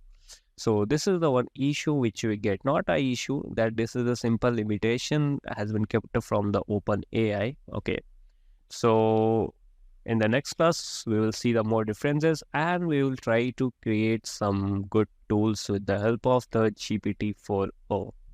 So that's all for today's class and we'll see you in the next one. Thank you. Hey everyone, and now in this club we'll be using ChatGPT 4.0 for another use case. So in this time the use case is the creating games. Okay, so we'll be creating our games, and the game which we'll be creating, that is a breakout game. Okay, so the most interesting part of this class is we'll be creating this game with the help of a screenshot. We'll provide the screenshot to this model. It will give us the code, we will implement the code, and we can simply play that game. So this is the overall thing. So to do that, you should have Python installed. Okay, so I will provide the link in the resources of Python, any YouTube video that you can watch to install Python. And already we have VS Code already we have installed in our previous sections, that is the web development section. So that's all it requires, and we are then good to go. So now let's start. So what I will do, I will just simply search on Google, that is breakout game. Okay. And you just go on images. After that, you have to go on an image. Suppose this one. You have to take a screenshot. Let me take a screenshot of this. Okay. So it's done. Fine. Now let's go to ChatGPT. And here what we will do, I will simply paste that screenshot here. And I will write a prompt. Can you write a code for me in Python? We write for this in Python. So let's see. Okay. So it's telling me to install one library, that is Pygame. So here you can see pip install Pygame. And then it's writing me the code. Okay. Quite a long code. Okay. It's done. Here you can see this course. It's a basic breakout game with paddle, ball, and bricks. The paddle can be moved left and right using the arrow keys. The ball bounces off the walls, paddle, and bricks. When the ball hits a brick, the brick is removed. So basic thing. Okay. So now what we will do, we will simply copy this thing. So you have just copy this. And you have to just open a terminal from here. So I have already installed it. So for me to show requirement already satisfied. Now let's go. I will copy this code. I'll go here. I will just click on this. I will write game.py. I will simply paste it, control save, and I will simply run from here. And here it's showing me something. Okay, Pygame. Okay, could not be resolved. Okay, to solve this, if you have more than one Python installed in your system, that's why it will show this type of error. So to solve it, you have to simply go here and you have to select different one. Okay. Now it will resolve. Okay, fine. Now just click on it, run Python file. And here you go. Here you can see you have got a breakout game in a system. Okay. That's quite nice. Nice. Okay. I'm enjoying. Okay. So here is one problem. If I miss the ball, it again bounces back. Okay. So this thing we need to resolve. So how can we do it? I will simply close it. And I will tell ChatGPT to add a game over feature when I lose the game, and also its score feature. Okay. So I'll just write, can you add a feature of game over when a player missed the ball, and also add a feature of score. So let's see.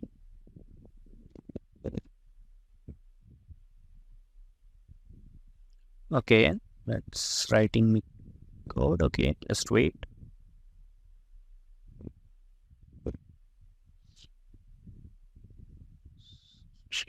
Okay.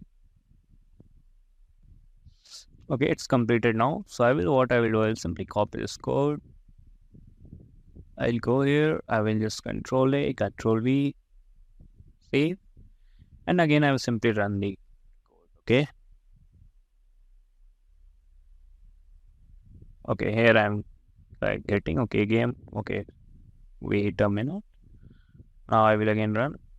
Yeah, here you can see score 10 it's showing. Okay, here you can see game over. If I click on R, press R, game starts, and here you can see score is increasing. I'm at 20 point. Okay, again game over.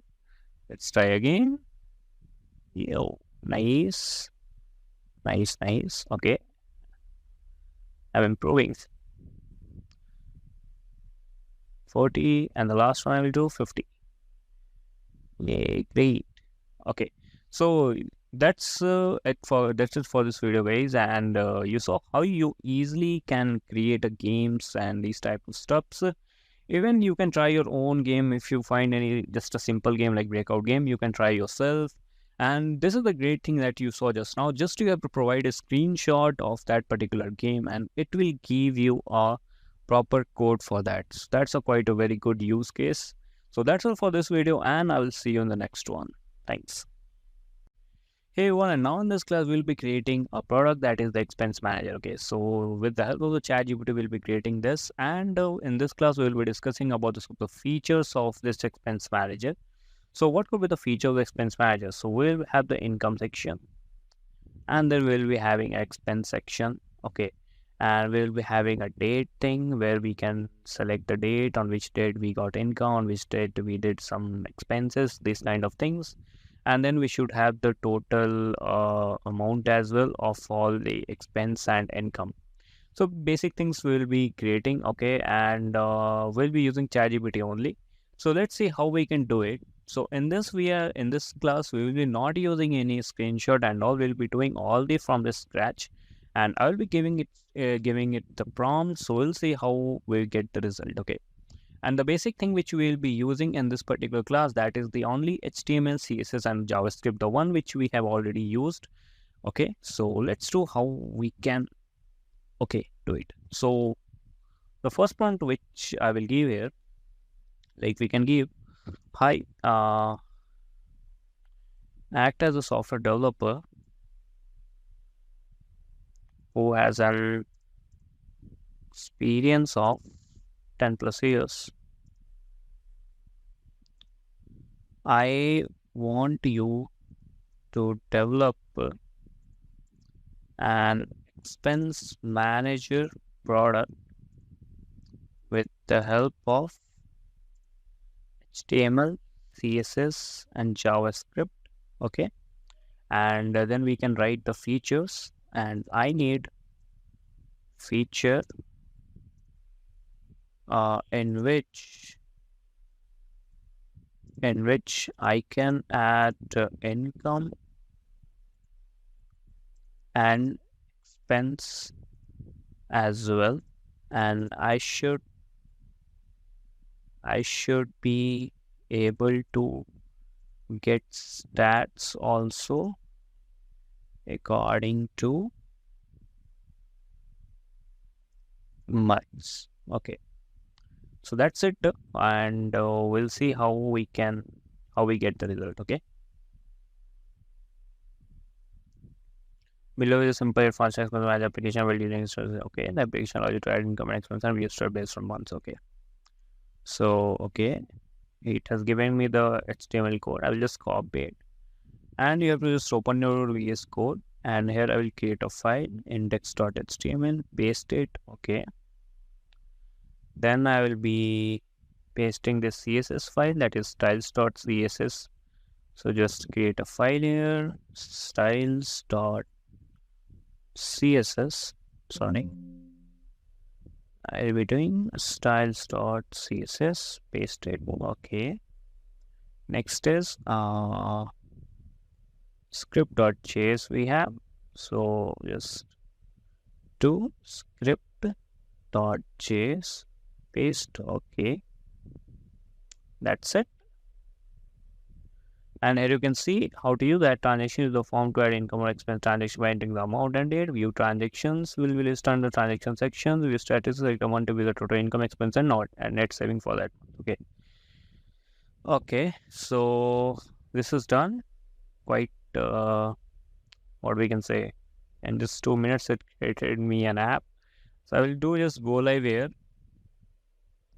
Oh wow, that's nice actually. So here it's showing type, what type of income, that is whether expense or income. Okay, so I will give income. I will write amount 50,000, and the date I received, suppose I received on 20, or 20 I select. Okay, add, cool. After that I will do some expenses here. I will write amount 10,000, 100,000, 10,000, yeah, and I will select the date as 21st, and I will just add it. Again, I will add expense. I will add some 23,000 on particular day. suppose 23rd add. Okay, cool. So this is quite a very simple. We can improve this. We can add a section of category as well, and where we are adding this. And now let's see about the statistics. So how to do? Okay, May if I clear. Okay, here you can see total income is 50,000, total expense is 33,000, and the net saving we have, that is of 17,000. Okay, it has given me the correct result. Okay, now I want to improve this app a bit. So I want you to add a section of category as well, so that I can add my expenses in particular category. So let's see.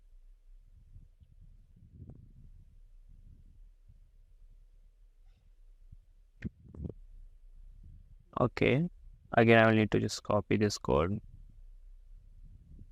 Simple. I will just replace this code, Control V, and moving down I will copy this CSS code, and here we go. I will just paste it here also, and at last we have JavaScript. Okay, and now here it's showing you have raised your GPT-4 limit also, so I have crossed the limit also. Okay, so what I will do, I will simply refresh this page. Okay, here you can see income and the expenses, salary, grosses, entertainment, and others. If I want salary, enter amount, suppose 40,000, and select date as 25th, add. Okay, cool. Now expense, I want to go to entertainment. I will do this much. I will select date as 25th only, add. Okay, cool. Now statistics I want, so here I will select May. Okay, here you can see expenses by category now also it's showing, and expenses by entertainment also it's showing for me. That's a quite good. And you can see it has given you all the codes, and all these things are happening based upon this JavaScript only. Okay, so if you go in index.html, you can see everything. It is calling this function add transaction, and those things are happening. If you want to add some more options, means the more categories, you can simply just replicate any option and you can write your own category. Okay, so just like I want to add one category of food, so I will write here food, and I will see here food is also here. Okay, so in this way we can create any kind of product which you want, that is daily use product. You can say like to-do list, expense manager, fit tracker, so many apps we have. So that's all guys for today's class, and see you in the next one. Thank you.